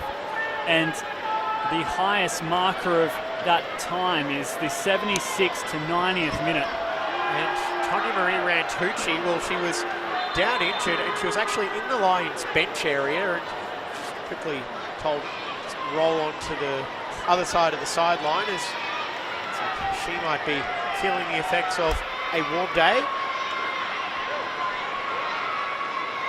She's just getting stretched out, and consistency has been a big thing of what we've been talking about here, Josh. Like, always been of the opinion, if it's a cramp, get them off, keep playing. Again, gamesmanship. She was probably just far enough off the pitch to play on. Well, Dave De Silva is well over the halfway line, remonstrating with the fourth official, Emmett Drinnan, who is very strongly telling him to get back in his area. And well, he has a point. I kind of feel like he does have a point. As Rantucci, it's a yellow card. Oh. Well, she made her way back onto the pitch, and Well, Taylor Brotherson perhaps not falling for it. Yes, it's just a yellow card for Rantucci. I just saw her heading for the tunnel and had a mild panic that it would have been the most serious of sanctions, but it is just a yellow card. The first of the game, and out of all the things it could have been for. Yeah. And as we were saying, kind of had a point there as well. She was off the pitch, play could have continued, and she just hopped back on. So her first booking of the season, Rantucci, comes in the grand final. And she is battling as well with injuries, or with cramp at the very least, as Gibson sets up for this throwing. And while she is doing that, we might go down to Josh McLean on the sideline. Josh, a bit heated in that last stoppage. Yeah, a little bit heated, and so much to play for. Of course, we're in the final sort of, what have we got, 10, 15 minutes left in regulation time, and then of course we'll have stoppage time. But this is where the whips are cracking. This is where the winners are found. This is where the pressure is at its highest, and certainly there's a lot of looks between the benches of both sides, looking at coaches, subs getting themselves ready. The heart rate's increasing. Who could be the winner?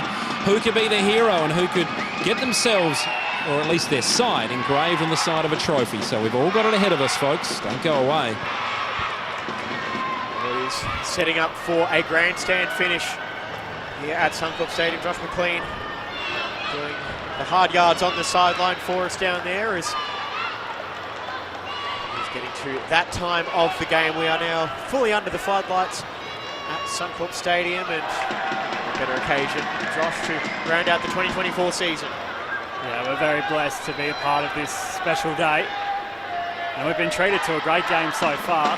As Josh touched on yourself, the finish may be a little chaotic, and to my point I was touching on earlier, in the 76th to 80th minute, 18 goals for Brisbane City, 24 for Lions throughout the regular season. So both sides know how to find the back of the net. That is calmly collected by Clark. And it's a testament to their fitness and their endurance, both sides, that they're able to continue creating chances in the dying minutes, and none more so than tonight does that need to be the case.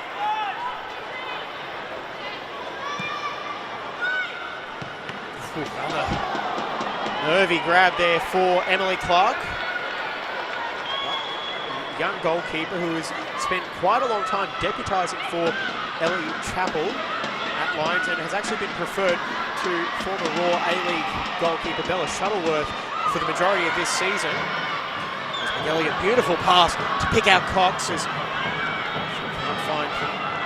way around, and just hoping for a free kick perhaps.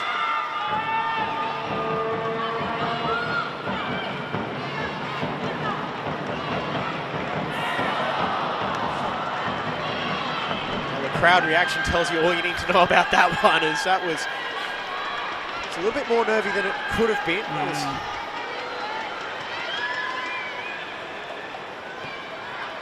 Gap's starting to open up here. Fatigue very much a factor. Minimal substitutions for both of these sides. Not exactly a rare move for both of these coaches. They're happy to rely on their starting 11s. But speaking of, here we go with the substitutions.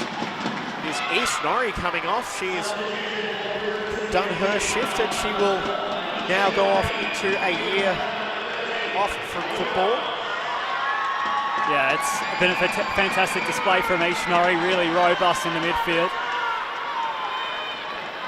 And Georgia Beaumont set to replace Norrie, and at a guess that will drop Foster into a central midfield role. Beaumont will play off the right.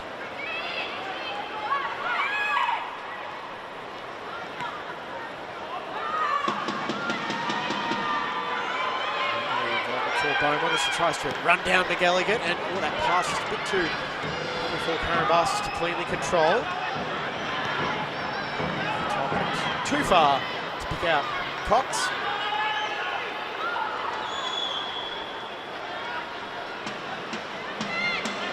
She has a knack of scoring after coming off the bench. Georgia Beaumont did it against Peninsula Power and Olympic, most notably throughout 2024.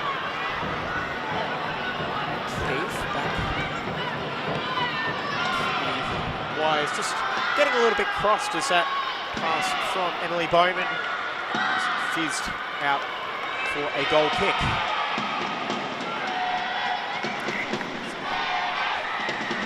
There's Billy Murphy. Play it up the sideline for Beaumont, and she left it for Gibson. Lions able to pounce on the loose ball. Nakadate searching for options as Keith makes a run down into the corner as McElligott is a long way back in support.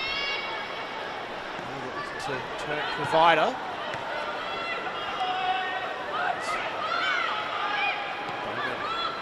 Back now for Cebulski. Goes for a throw-in, and just noticing Josh as well. So with Meg McElligott sitting a little bit deeper, this brings me back to something I was talking about with Demi Roberts in the Queensland Cup final a couple of weeks ago between Lions and Gold Coast Knights. With McElligott, she was isolated playing as a lone striker, so she started to drop a little bit deeper. And Demi was talking about how she can be effective as that sort of link-up role rather than just the out-and-out finisher. So it is interesting seeing her in this different role.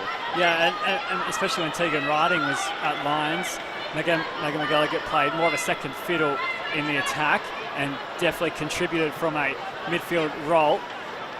But I think the more touches she has on the ball, the better it is for Lions moving forward. And on this Lions team, it is a young side. It's not quite full of the game breakers that we're used to. Mariel Hecker out injured. Shay Connors playing A-League as Amy well. Gunston. Amy Gunston out injured as well. It is very much like the majority of the focus is on McElligott, and we'll come back now for the free kick. It's taken quickly. Waiting as Nakadate drives forward. She's got McElligott out wide. She'll go herself. And Worth had that covered as she just palmed that to the ground. Well, Taylor Brotherson will have to call up play shortly, you'd assume. In the meantime, she's allowing this City attack to continue. The pace of this game is really starting to take its toll, and here goes Sian Fryer into the box, on the turn, on that dangerous right foot, teeing up Latham with a back to goal. Goes out to that far side, and the long shot on as Clark will now surely... Well, Rob Askey is asking the question. Taylor Brotherson eventually will pull a halt to play, and in that whole sequence, Lions have been with 10 men. And it is getting a little bit heated on the pitch as well. Kramer just barking back at a couple of the Lions players saying the ref is a person who decides if play stops. And again, it goes back to my old point of if it's a cramp, does it really need the game to be stopped as O'Keefe? I mean, I would love to see her GPS data on the amount of Ks that she's run in the last 83.5 minutes, because it would be very, very high. Yeah. And Taylor Brothers has already shown her card. She's not going to mess around. And Tucci already going into the book for taking a little more time than perhaps was required. Action will resume now with the uncontested drop ball.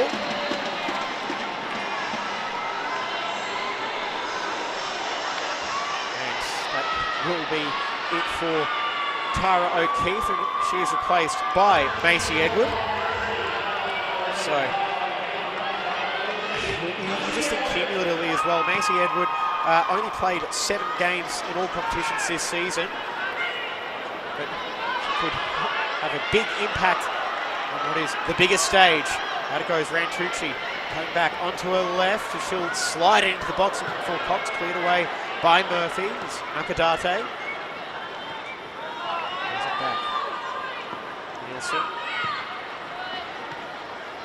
With the touch, Nakadate have to put the afterburners on to get to it. She beats Gibson to the ball. Is a touch too heavy to stay in, and it is.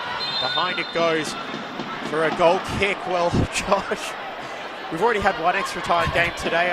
I'm trying to find some wood to knock on for fear of jinxing it, but it sure looks like we're heading that way. Well, less than 5 minutes remaining. Not sure how much out of time there will be. You should presume a couple of minutes. I reckon we've got about 8 minutes remaining in this match. Can one of these sides find a way through the match in 90 minutes, or will we have more extra time drama? McGilligan getting away from that challenge from O'Keefe. Oh, Kramer not away enough, and Kramer will be the first Brisbane City player to go into the notebook. She was one of the players that was warned before, so a whole lot of arguments for the veteran as she picks up her 5th booking of the season. Well, we talked about a side getting a chance. This could be it, as we see McGilligan skipping away from defenders, keeping the ball close to her feet, and then the challenge from Kramer forcing the foul. There is that futsal background coming through for Meg McGilligan, part of that dominant Crusaders futsal team with Steph Latham, a teammate for that club. They are foes today, and it won't be long before they're back on the same side, I'm sure, on the futsal court. So it's Mackenzie Nielsen. She can hit a set piece, scored the winning penalty in that 5-4 win over Souths. Nielsen can only thunder it into the wall. Cox lays it back as it goes Bowman. Cox squaring it. Shot on by the substitute. Oh. McGilligan thought that was a handball. She's convinced. She is pleading her case, but Brotherson unmoved from those appeals. We'll have to take a look at it. Here is Alyssa Cox with the delivery. Was it Jess Dillon? Did it come off the hand of Jess Dillon? Well, again, it's all down to the interpretation of the handball rule. Was it ball to hand? Was it a natural position? Yeah, the silhouette. Yep. I was talking to someone during that Socceroos game on Thursday night as well, and talking about how so many of the rules are somewhat subjective as well. Yeah. So it's a tough gig being a referee. They're far braver people than you or I. Without a doubt. Now chance for Lions. 2.5 minutes to go. It's a curling ball into the 6-yard box. Worth got just enough on it to take it away from Rantucci. Foster sees off that threat. It's Beaumont launches it. Nakadate just concedes the throw and gives Lions a chance to reset. And some of these players are really struggling to get back. Now it's that front three for Lions. They look like they're out of their feet, Josh. Yeah, it's been a very tiring game. We started in warm conditions. It has slowly cooled off. Still 22 degrees. Luckily they weren't playing in direct sunlight, of course. But as I mentioned, they're conditioned for this. Both managers would have prepared them 12 months ago, or rather probably 10 months ago for today.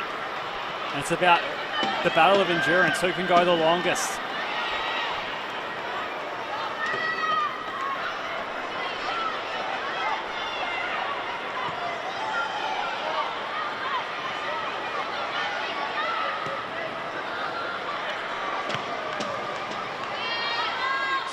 Throw in with just 1 minute of normal time remaining.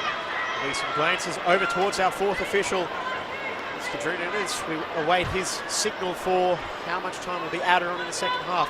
Can we have a late winner pop up?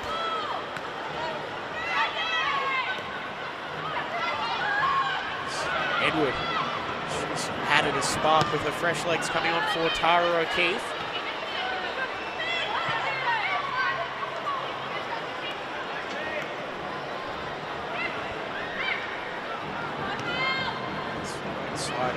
Acquitted themselves so well against the Premiers. And Josh, I'll go to your memory here. It doesn't feel like City have had that many clear-cut chances since half-time. Well, apart from the goal. Aside from the goal, yes, sorry. And Ish Norrie's chance just moments before that. But yes, apart from that, 100%, you're definitely right. Brisbane City have struggled to really make inroads. And again, it's just been that last pass, that last cross, that last shot, just in the final third. The build-up has been nice, as we see out of time. 4 minutes of time added on. I was close. You're pretty much, let's just say you were spot on anyway.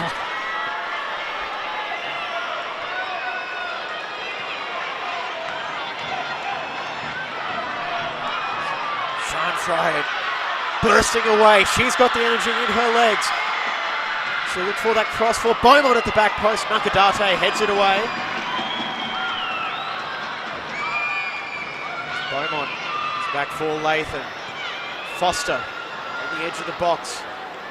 Forced to go backwards. Gibson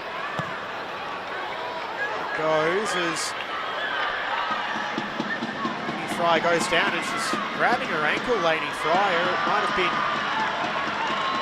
where she stepped on the Lions player's foot, perhaps, as she is very, very uncomfortable. So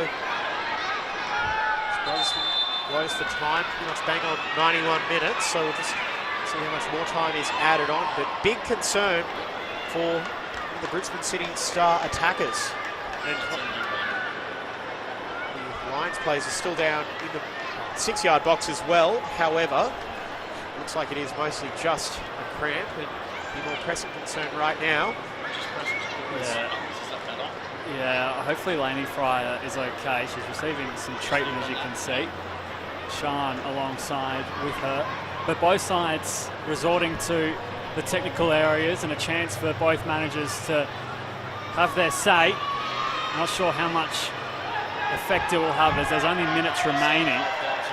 I think back to a famous Sir Alex Ferguson quote, and a paraphrase of that might be very apt here, where his entire pre-game talk for Man United one day was, lads, it's Tottenham. They went out and won 5-0. I feel like right now, if you're Rob Askew or David De Silva, it's, hey, it's the grand final. That's really all you need to say. So there's already been a minute of stoppages. Overlap so far. So that will no doubt be added on top of what is left.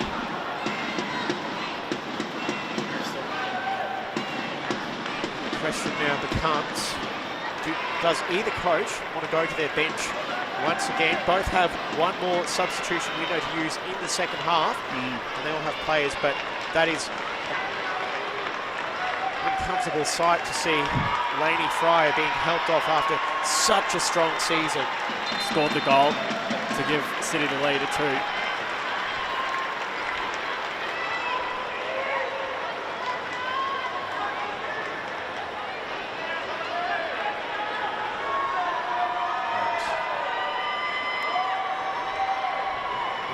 David De Silva will have to make one more change in normal time, and coming on is Amy Cook in 22.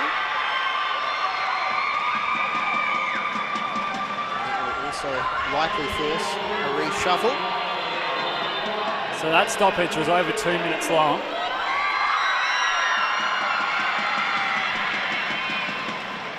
You just have to to wait and see how much more time will be added on, because we're almost at the end of the originally allotted 4 minutes.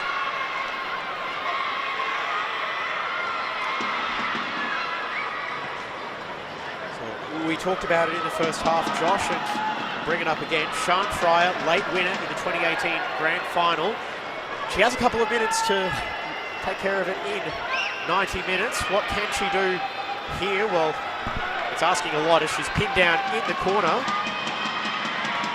As it goes off McElligott, so City get the throw in there, still in an advantageous position. As Fryer is helped off behind play. We hope it is nothing too serious for her.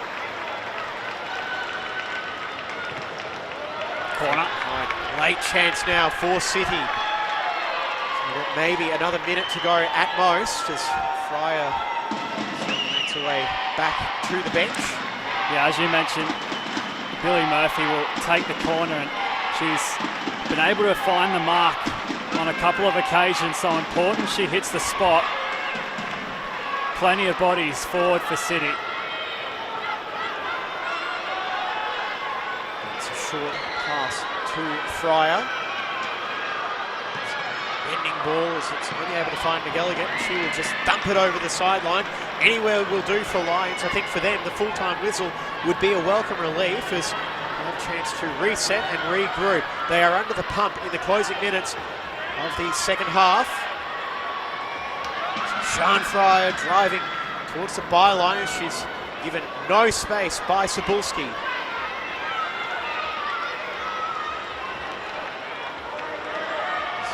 City forced all the way back through the halfway line. Green, the last player, has to get a pass right, does so, finding Dylan. Latham. Oh, Beaumont slipped, although Nakadate already had that interception under control as goes back a look at his Brotherston, and Lions will have the long ball over the top as Green just hooks it away. Lions get the throw in. 97th minute now as, oh, I hope you've enjoyed this match because we've got some bonus football coming your way by the looks of it, unless something miraculous happens in the next few seconds. It's laid in behind and too far ahead of Alyssa Cox. Over it goes for a goal kick. That is surely full time now as Georgie Worth will restart play.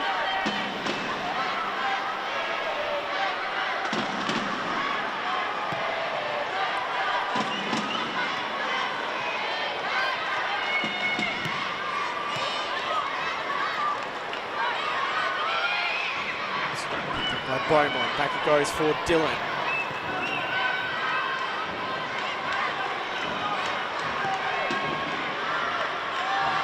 Fryer, does she have the pace to get onto the end of it? She just shrugs away Get. Could this be a late winner for City?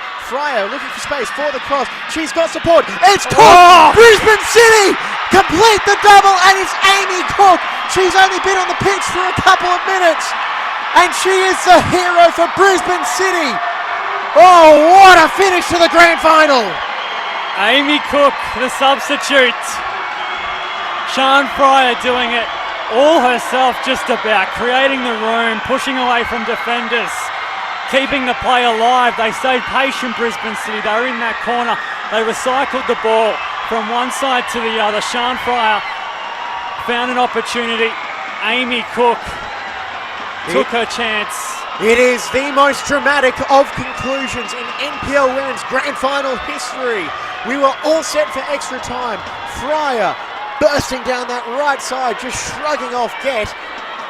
And she had to have the patience, and we are back underway, and there is no time for the restart. Brisbane City are your champions in 2024.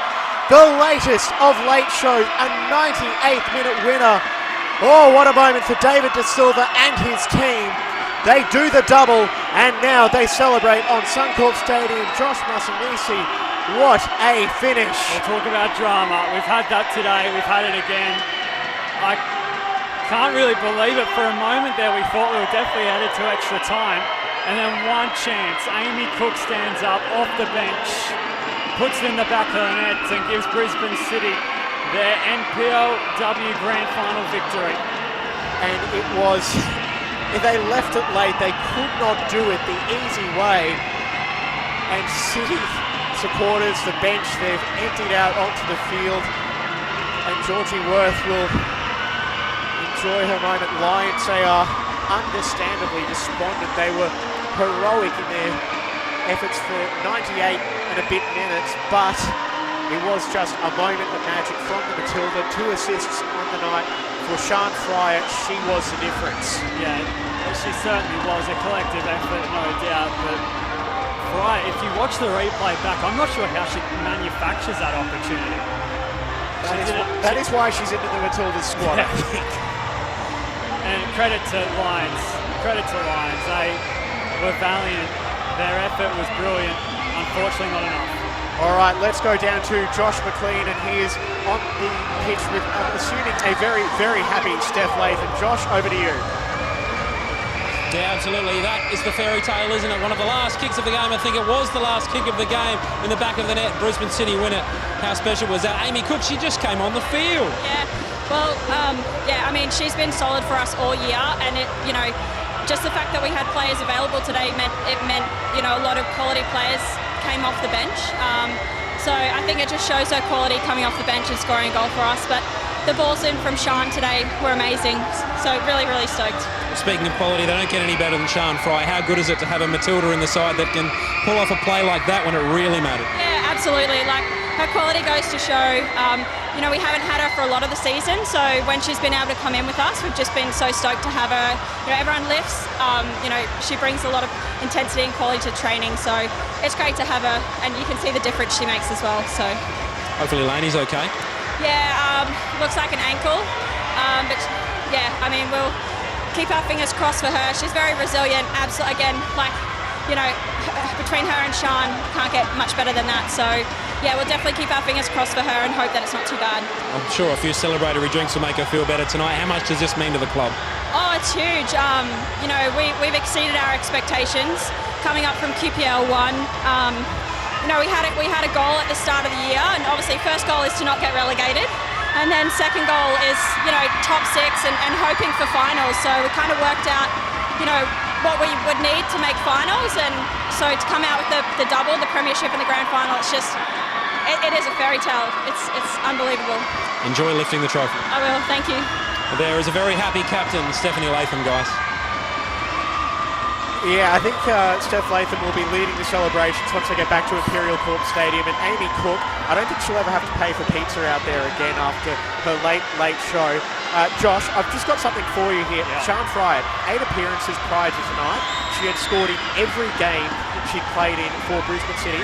No goals tonight, but I think arguably her biggest contribution of the season, 2 assists for the opening goal and the winning goal as well. Yeah, she contributes on so many levels, not just putting her goals in the back of the net, but it's from the effort you don't see, from the play that she pulls together, and yeah, another tremendous effort from her. Amy Cook in the right position at the right time, had to bury it, and she did. And we should take a moment to say as well, Lions, this is a rebuilding year for them, and it's resulted in a 3rd place finish in the league, a cup final defeat, unfortunately, to Gold Coast Knights, and a heartbreaking grand final loss. But for a rebuilding year, that is still an unbelievably successful campaign for Rob Askew and his very, very young squad that has been decimated by injuries to all the senior leaders he was counting on to feature. Yeah, you put a lot of clubs in similar positions to what Lions have been put under, and they probably don't achieve what Lions have achieved this year. But credit to Lions, they stand here on grand final day. Unfortunately, didn't get the job done. They gave us one hell of a game. They did, and for now though, it is Brisbane City's time, it is Brisbane City's moment, and they are celebrating with a very, very happy bunch of Brisbane City fans who have made the trek out to Suncorp Stadium, and they've really added to the atmosphere as well. Josh, I believe we have some second half highlights to come now, and well, I'll tell you what, it was a great second half. Here is the first goal. Yeah, here it is, Laney Fryer, unfortunately going off injured, but put the ball in the back of the net, hit coming off the post. Emily Clark couldn't do too much about that. Yeah, and the second goal, which came from the delegate, and it was just tenacity from Lions, a response to that concession, and Whitney Gilligan, I don't know how much space there was for that shot, but she found it, and it went through, and Lions were back on level terms. And here is the moment of the match, and we were all getting ready. I was looking at stats for extra time. Sian Fryer said, no thanks, I want to go celebrate right now. And Amy Cook made no mistake. That was not an easy finish as well for Amy Cook. It was just that awkward height, and she got enough on it to win the match for Brisbane City. And Ishinori, first substitute there to greet them as well. And the presentation is being set up as well. But, well, 3 grand finals.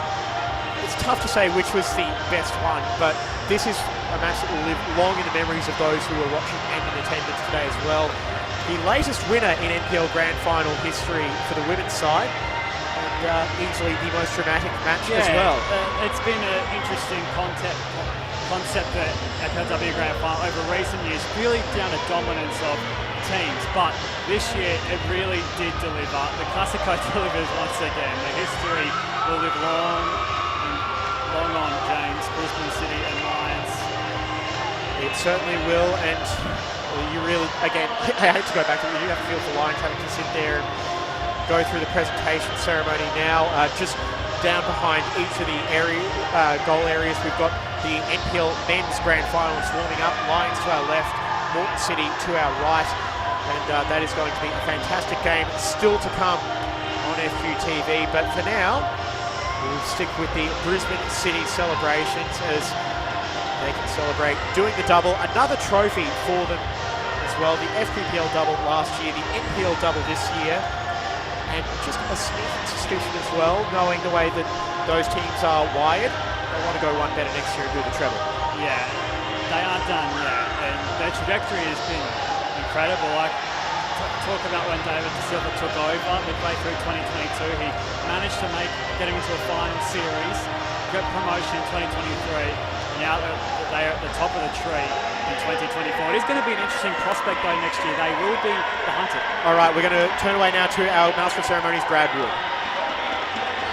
With their medals, Liberty A-League defender from the Brisbane Roar, Chelsea Blissett, also COO of the Brisbane Roar, Zach Anderson, and FQ Director, Marty Buttigieg. We've witnessed 3 hugely exciting matches here on Queensland's biggest stage so far, Suncorp Stadium. We've still got one more to go after this, so stick around. On behalf of Football Queensland, we really hope you've had a really enjoyable day here, and thank you so much for your support of not only this event, Grand Final Day, but also your ongoing support of football in Queensland. We'd also like to acknowledge the players, coaches, volunteers and support staff from our NPL Queensland clubs who have made this season possible, and all the wonderful volunteers from every level of the game throughout our entire state. It is safe to say that 2024 has been one of the biggest years for football, not only in this country, but also in the state of Queensland as well. And what a fitting end to such a momentous year with a massive NPL Women's Grand Final between Brisbane City FC and Lions FC. First, we would like to acknowledge the achievements of our match officials who have today officiated this grand final and whose appointments to this game is a testament to their hard work and high quality performances throughout the season. Our game truly would not be able to happen without these referees, so please congratulate with me referee Taylor Brotherston, assistant referees Connor Evans and Ryan Ball, and fourth official Emmett Brennan. They are handed their medals today by FIFA referee Misuk Park, fresh from her duties officiating the 2024 Paris Olympics.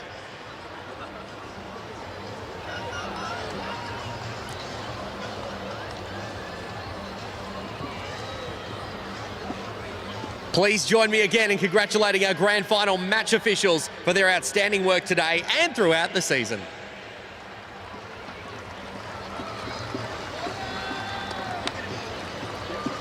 Now, unfortunately, in all our grand finals today, there has to be a runner-up, but today's NPL Women's Grand Final runners-up fell just short. They are Lions FC. They did have a fantastic season, finishing third on the ladder in NPL Women's, but they also reached the final of the Kappa Queensland Cup. 15 wins this season, 3 draws and 9 losses, and it's their first time playing on Suncorp Stadium. Please join me in congratulating this year's NPL Women's runners-up, Lions FC, as they come forward to collect their medals.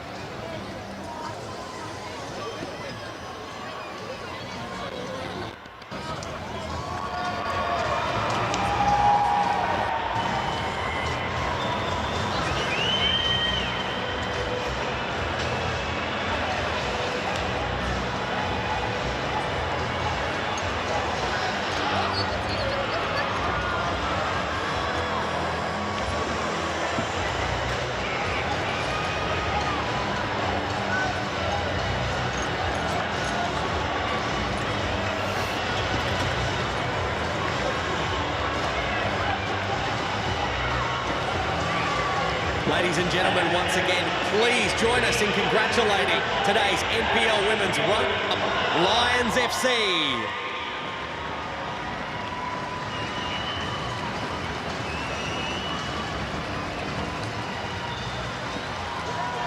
And now, ladies and gentlemen, we will turn our attention to today's 2024 NPL Women's Grand Final champions, who won it in the last minute to top off an impressive season. Brisbane City FC are crowned premiers of the 2024 NPL season as well. In the same season, they got promoted from the Women's FQPL1 right here at Suncorp Stadium last year, where they also won the trophy.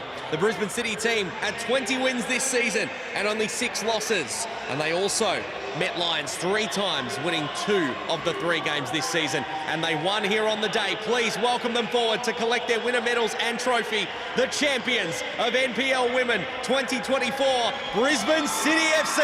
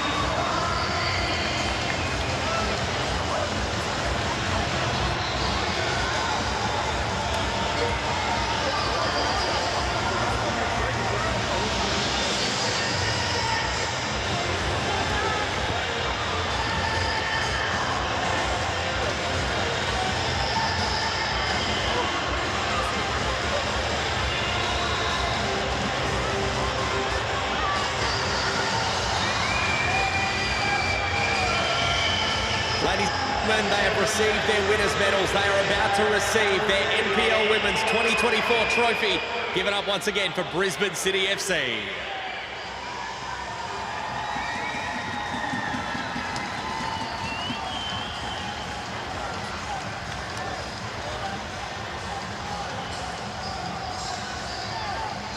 And now to present the NPL Women's Trophy for 2024, Chelsea Blissett and Football Queensland CEO Robert Cavalucci. Brisbane City FC fans, this is the time to make some noise for your champion team of NPL Women's 2024. Give it up for Brisbane City FC.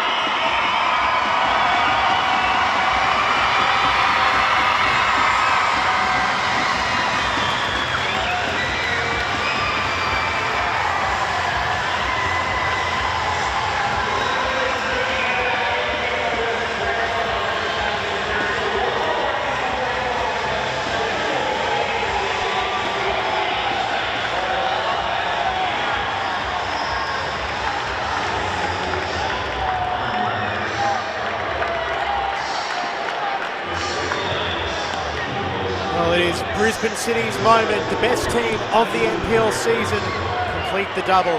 They are the premiers, and now they are also the champions. The drinks will be flowing for the Brisbane City players. Josh, it's been a phenomenal grand final day. We've got one more match to go, but final thoughts on Brisbane City's win? Yeah, it was a war of attrition out there. Started in warm conditions and slowly eased. Goals from both sides, and then Amy Cook standing up when it mattered. Congratulations to Brisbane City, well deserved. Fantastic trail they've been on the last 2 years. Certainly, and we look forward to seeing what they have on the cards in 2025. Got another match coming your way on FQTV as the Mitre Festival of Football rolls on. It's the NPL Men's Grand Final coming your way right after this. For Josh Musumisi and Josh McLean, I'm James Colgan. Thank you for your company. We'll see you in a little bit for the Men's Grand Final.